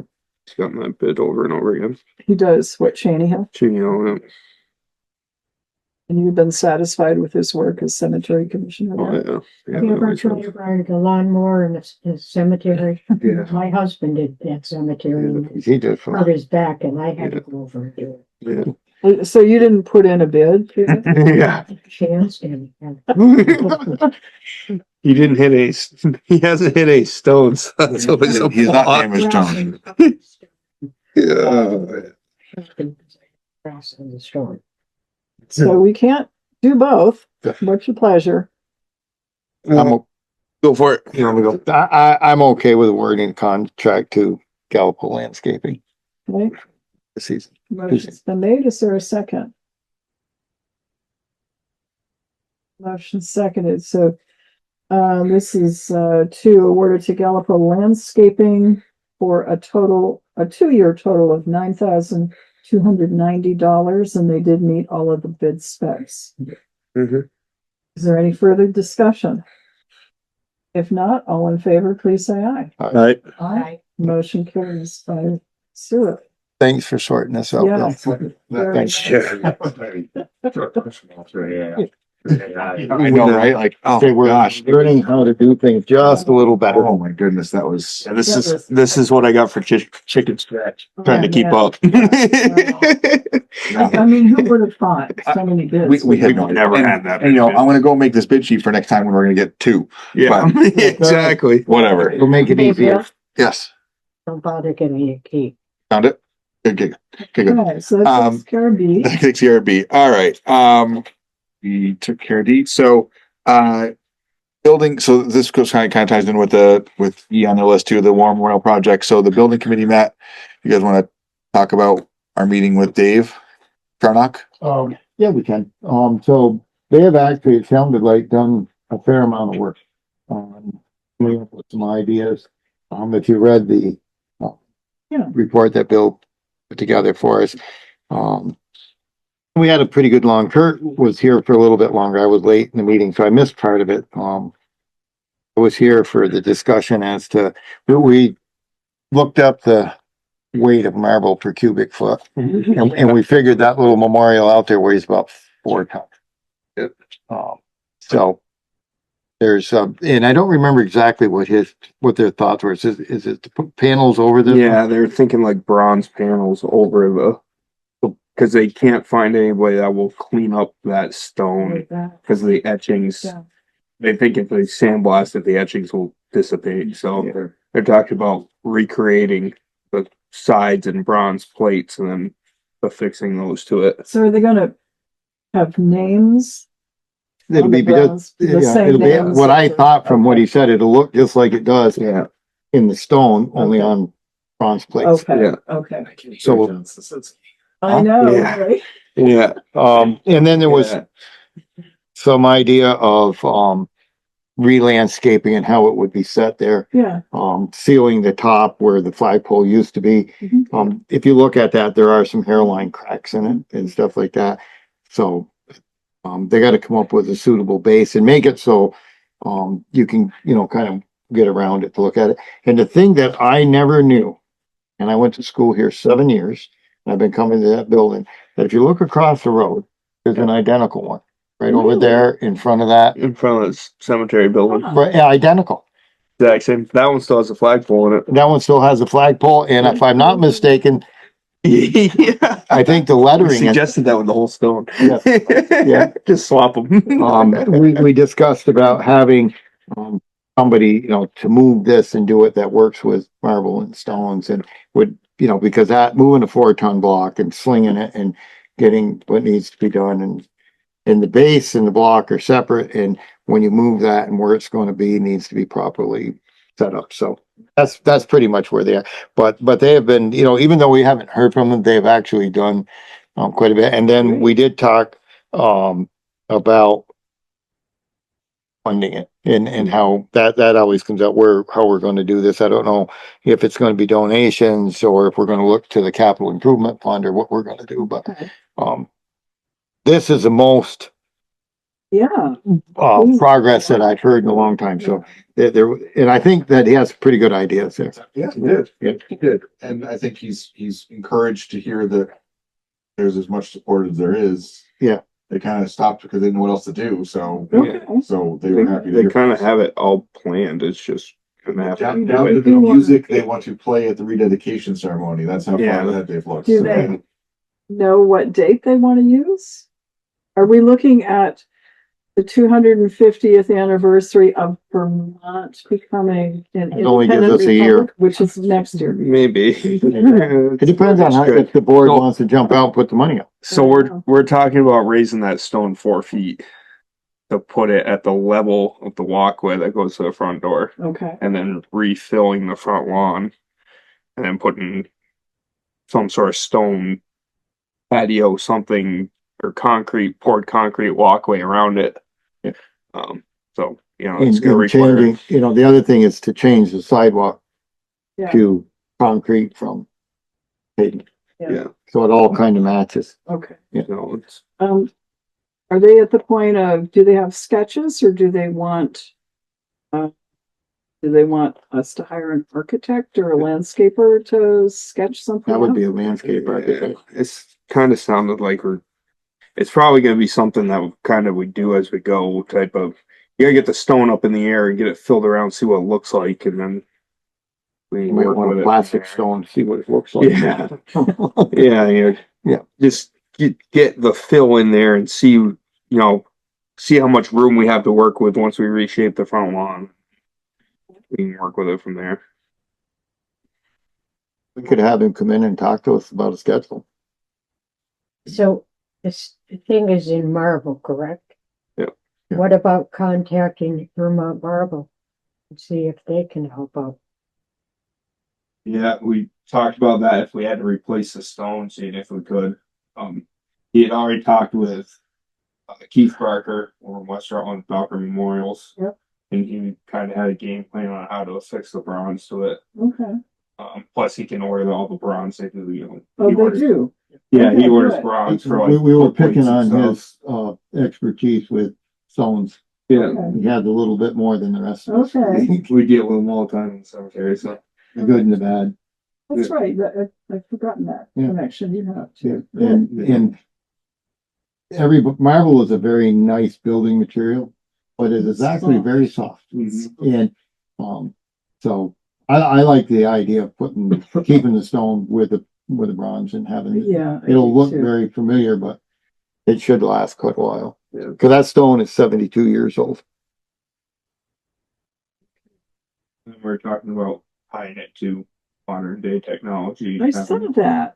Some page on the website with more of an active list Yeah. that can add and remove. the discussion the other day was, who do we include on, if we were to carve all the names, Yeah. who do we include? How long do you have to live here for? Like, there's a lot of things about inclusion or not, and Yeah. it got to be, we don't want to that could If be a you're very hard current- thing If to, you just have an Right. electronic list. right, Yeah. that's a lot easier to update. Yeah, much. Sounds like they're gonna recreate what's already there. Yes. And then put one bronze plate that just has all the branches. Okay. Just to tie it together. That'd be good. What are townspeople going to say about us being in the Marble Valley and putting bronze over marble? Still marble. Still, it's, Marble. longevity. Longevity, yeah. Okay. If that had been done in granite. Oh, yeah. You know what's even better is slate, because I have seen old slate tombstones, as long as you cap the top so the water doesn't get down and shatter it. And I don't know the history of this stone, but I'm sure VM was involved with this. Yeah. Yeah, in 19, this, when you think about that, that stone was put there 9 years after the end of World War II, so, Okay, they probably had a lot to do with it. that they did. All right, well, great work. Yeah. So yeah, I think what do we do next? They're waiting. I guess we just need to get an idea of how much this might cost and what it might. So I think that it would be worth our time to invite Dave and I think that'd be great. and talk to him and see if they've come up with a schedule after, Okay. and if he can lay out a schedule, we could kind of figure out where we're going from there. Okay. If you want him at the next meeting or a couple meetings down the road or at some point. Which, do you want them on the next meeting? Yeah, I mean, Moving the This- thing this along is- a little this bit? is- Yeah, kind of got some momentum now, it so I does. think Let's do it. stay right on it. Okay. 23rd? Yeah. Or when he's available, if he's not, whenever he's available. Okay, great. Very good. Thanks, folks. Next in your packets, number 5 is follow-up from GE. And their environmental health and safety person came by and talked for a little while about their sewer allocation. And they provided this letter and said that they have addressed some issues and some metering and have figured a lot of things out, and they don't believe they're going to be exceeding this year. I was able to get from Rutland City their first quarter usage and calculated it and then extrapolated out for a total year, which puts them right back where they were before. So it was a metering and maybe leak. Potentially. Okay. So they're asking for us to not obligate them to purchase the additional allocation for the year and review it again in 2027. Well, that's not what it says. The letter says we request an extension of 60 days, allowing GE to present data to Rutland Town no later than Friday, May 29th, 2026.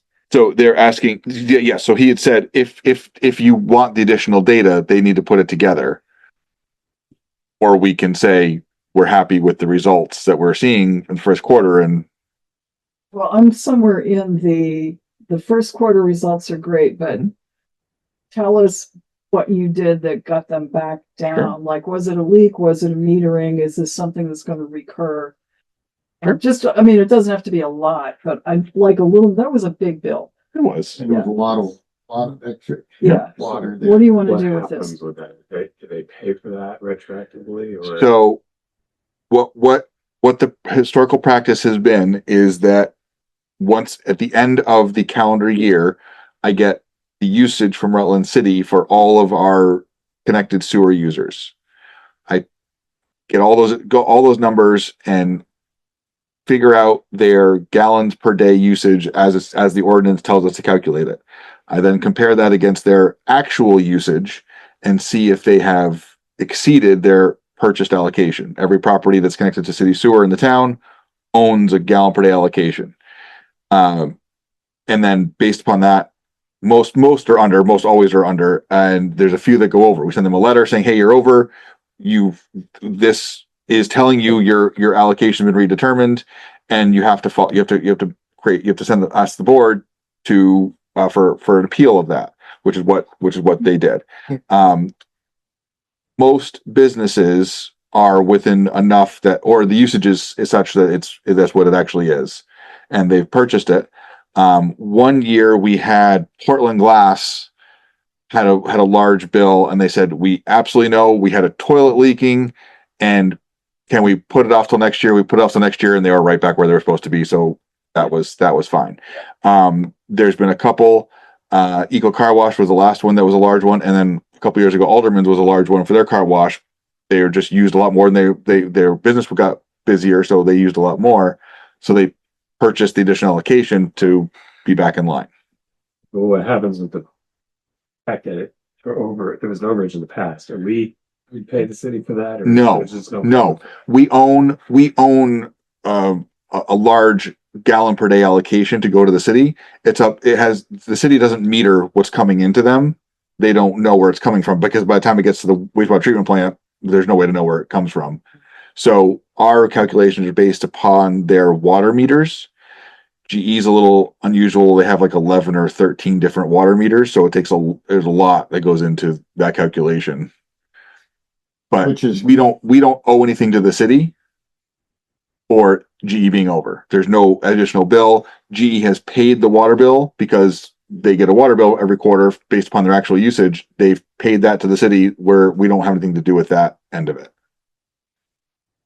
You would, well, if it was a leak, their water, it would be post meter. There's no one main meter coming off the main. So they have different taps off that all over the place. They live like it's 11. I think it's 11 or 13.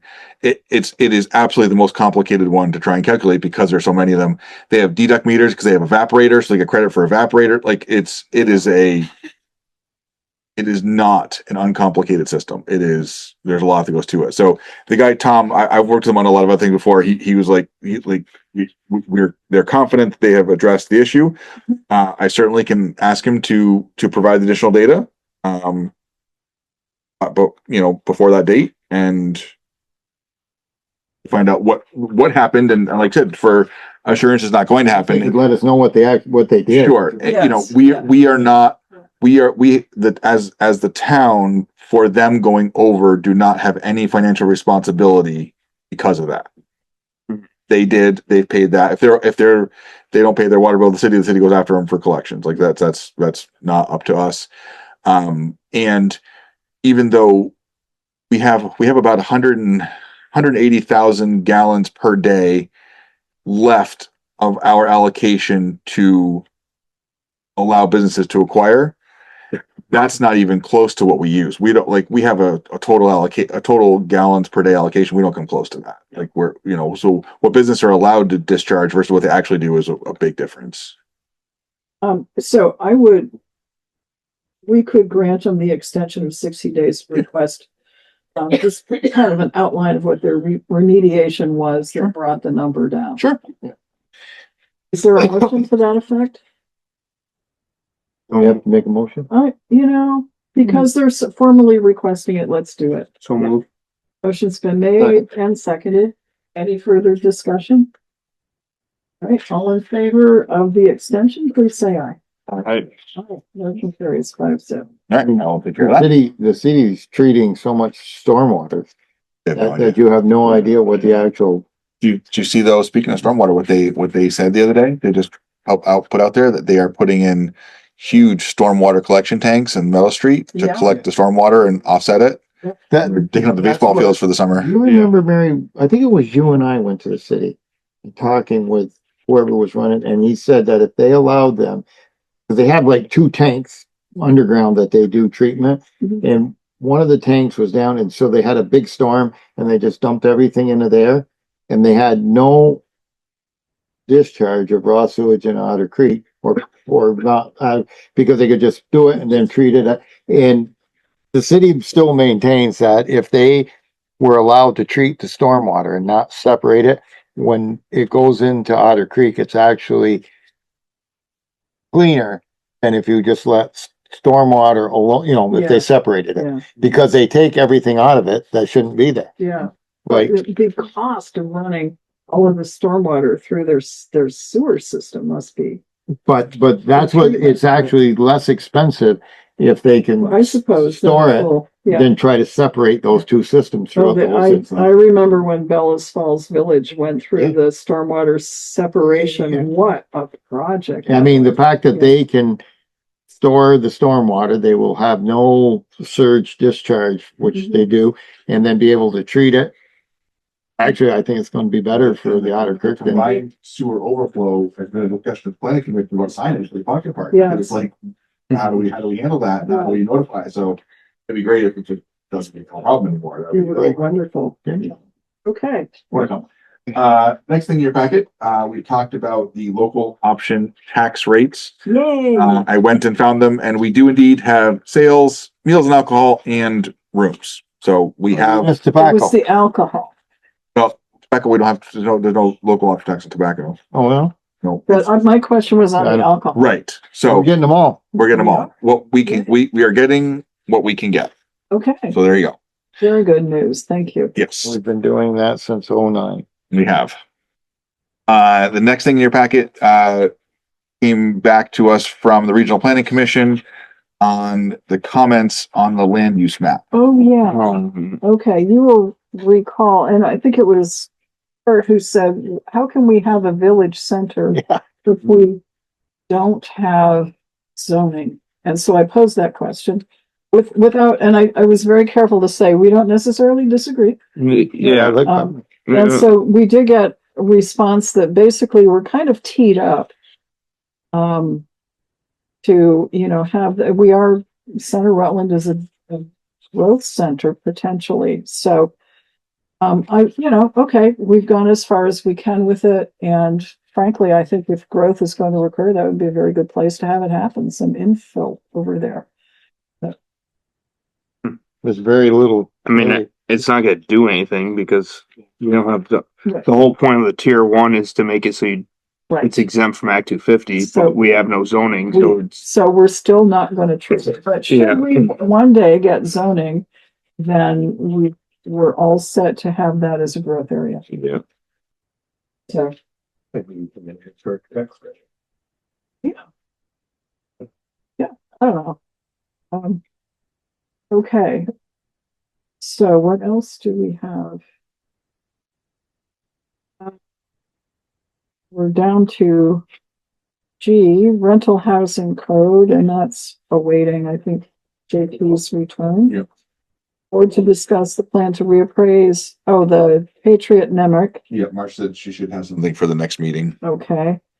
We did the Pocket Park Board to discuss the disaster recovery. That's an ongoing thing. Yes. When you're ready, I'm ready, you'll know. Select Board project list. I'm just trying to look for something. Next Friday or next Wednesday, right, Bill? We have a sidewalk committee meeting. 15. It's Wednesday. Yes. Our subdivision ordinance, is that a thing? Okay, that should be added. Then So we can take it off? That's right. You want me to add it so I can take it off? Yes. Like, And I think we did the building committee. Yep. We've got a couple more things in our packet. We've got the Oh, you got the same sun solar. Same sun. Yeah, that's that. And then I got a couple other things, but I think that should be, oh, the other thing in the packet was the committee list. I gave you okay, the good. committee list, yeah. Thank you. And then, I did, break the news to our pound keeper that he is no longer needed. He was surprised to hear that he was still the pound keeper at one point. He appreciated I said, we thank you for your dedicated service over the years. And he was very happy to hear that he's no longer needed. He said the biggest problem was his kids wanted to keep the dogs that never came there. So he was happy that doesn't happen. Do not order him a cake. No, we didn't do that. After at the last meeting, you had approved the VLCT grant application. I sent it in on Wednesday. We got approved on Friday. All of the stuff is here now. The last thing showed up today. So there's a pile of work to do, and I've got someone that's going to do it. And that's Terrific. amazing timeline. So that was cameras for the transfer station and the fire station. We're going to cover them well. Yes. We're speaking about the drone before. It is here. Ooh. Fortunately, the batteries are on back order, so we can't quite yet, but Really long course. but it looks cool. So we have it here. Jared came over today and we went through it. And yeah, the vendor actually in New York City, they're closed for Passover, so they'll be back open on Friday, and when we'll find out the ETA for those. But that's all here. So that's all set. And I don't know if you noticed or not, but we made an addition to the hallway.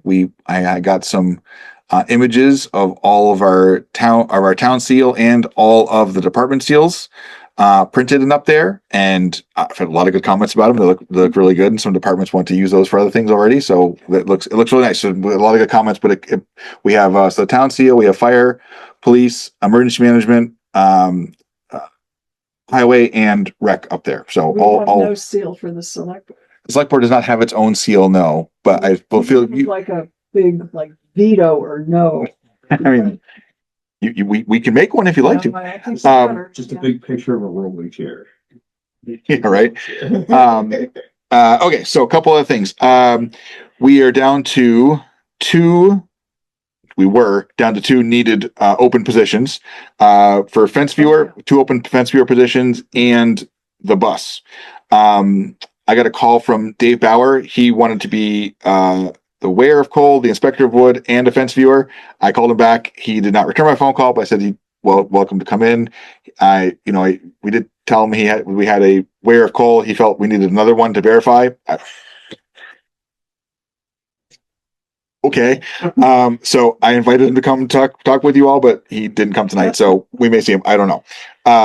But we still need two fence viewers, and our appointment to the Marble Valley Regional Transit District, the bus. Yeah. We don't have anybody for that. And Well, we had somebody who was interested. that was Yeah.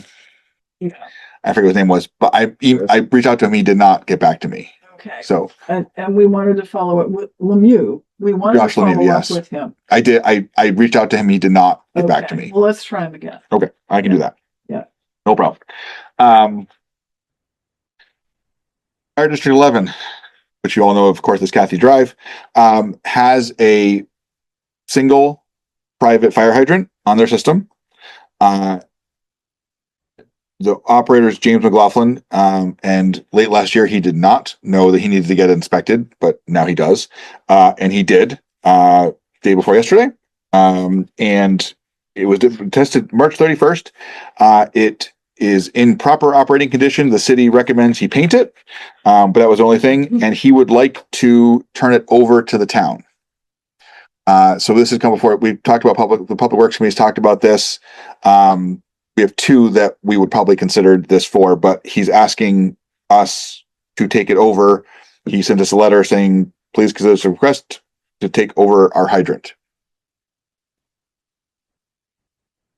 All I thought was paint it. and we'll take it. Yeah. Is that in the right way? It is in the right way. It's right at the intersection when you turn into there. Do you know where Kathy Drive is? It's a little development behind Home Depot. The only way you can get to it is down. North Street, take a left. Yeah, it's Hillside, North Street, and it's yeah. Yeah. So And we went Here's the down there for question. bedding fire. if there is a fire there and we own the hydrant, are we responsible for then to the fire district for using their water to put out the fire? We It's have, on the city main. it has to be. It's on the city main, and it's Yeah. no different than any of the rest. Yeah. Of the incidents in central Rutland for fire district number 1, there has never been a bill from the fire district for Okay. that service. Okay. Yeah, that's gotta be a city main. It's a city main. has to be that city goes main. Through there. They don't- It's no different. There's only a half a dozen houses on it. They Yeah, don't, it's a great. it's not place. it's not fed by a well, so. I don't even know why it's a fire district. And just enough city water. Yeah, yeah, Huh. but, I mean, any of those, something that, I'm okay with taking it over if we need to Okay. vote or not vote. Well, I think we would need to, yeah, because we would need to stay any Is that- conditions. How many others are we going to be asked to take over? There's only one other one that's a potential, but that needs to get inspected, and that's the one in front of Honda. Oh, yeah. But that, one we should. but again, Yeah, they, probably I should. talked to them again this morning and they're like, oh, we forgot about it. So they are scheduling their inspection of it. That one I would really, because that's a critical hydrant on That would be. east side of That one Route. got used. It got So- used Yeah, really it good. Work. We know that one works. So it wouldn't See, matter. I thought when they built that, they were just going to run a service line to the building. Hmm. And in the Act 250 permit where it asked, that was my recommendation, that they put a hydrant there. So I believe that's either an 8 or 10-inch main that they ran from Seward Road up. We have the schematic somewhere, but It's got to be at least an 8 in that hydrant. But I thought that, and I don't know why we didn't get it at the time, that I thought the town was going to get it at the time Oh, we did it, because if you go up Seward Road, there are 2 hydrants on either side of the road. And when Granite Group built their building, I asked them for a hydrant, and the guy kind of looked at me funny, and I said, if the hydrant's on your side of the road and the town used to use that hydrant, we don't have to close the road. And they put a hydrant on their side of the building. So that's how we get, it's great. We got all sorts of them up there. right, yeah. And they're off that 10-inch main, which is good. So, so I move that we take over the hydrant at Kathy Drive Second. Motion made. After it's after it's painted. Yeah, that's our only condition is you paint it red. red. Yeah. 'Cause if you're painted Fair enough.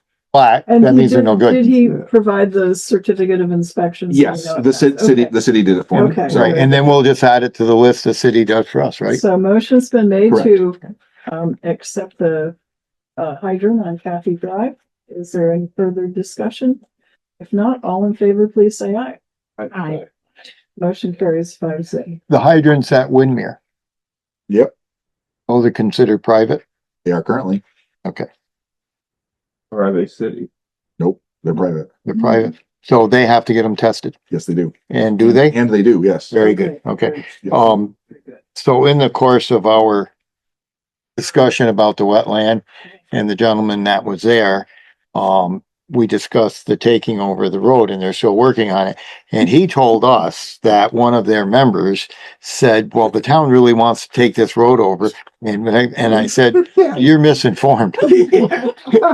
We are not chomping at the bit to take this road over. And I said, if your intent for the town to take this road over is just to get it paved, then you guys need to meet with Dave.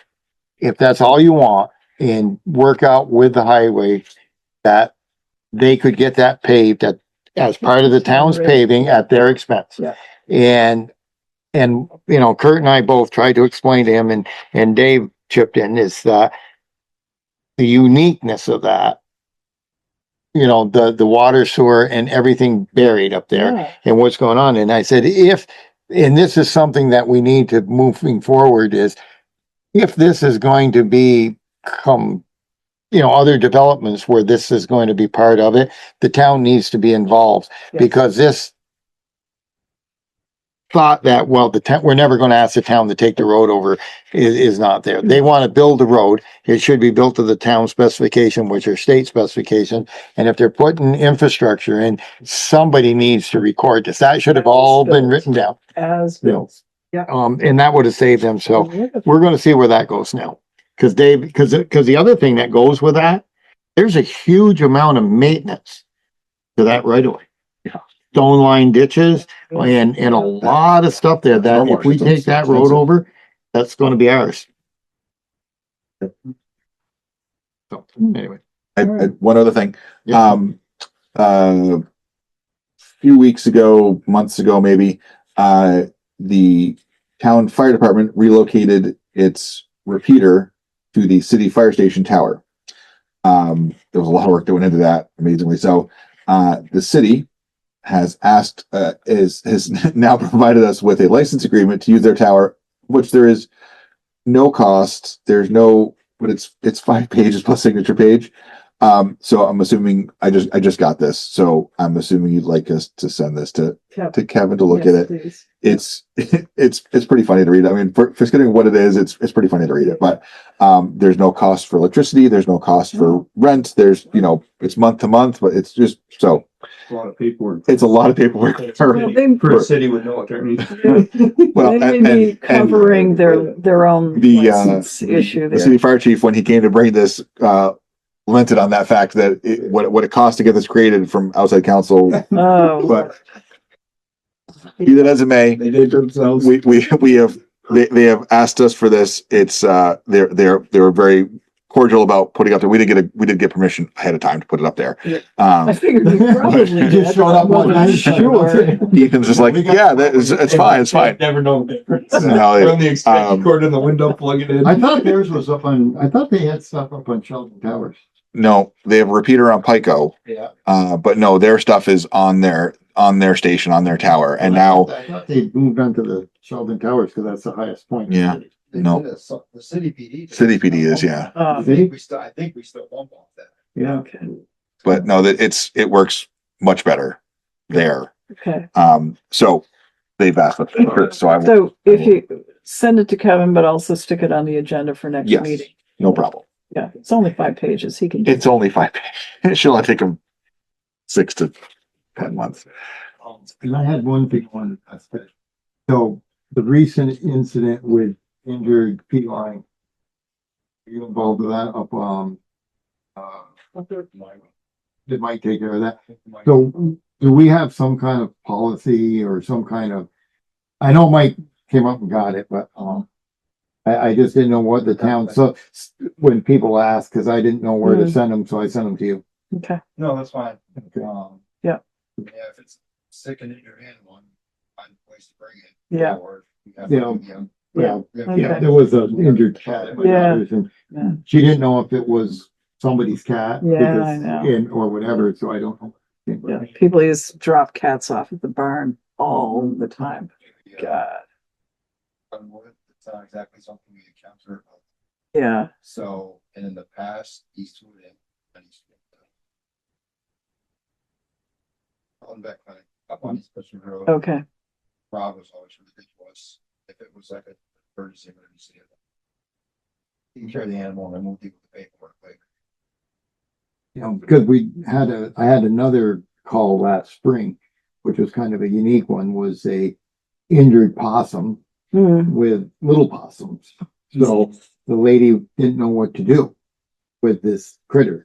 And I think that, because it's a wild animal, you've got to get a hold of the Fish and game- Wildlife. Fish and Wildlife. Yeah, Yep. if it's domestic, we'll deal with it. If it's anything else, call Fish and Wildlife. And Yep. they'll usually turn around and call us again and be like, yeah, we can't get out there for a while. Can you go fetch for us? We're out Um, doing I around the have- Reservoir. Can you go deal with that, please?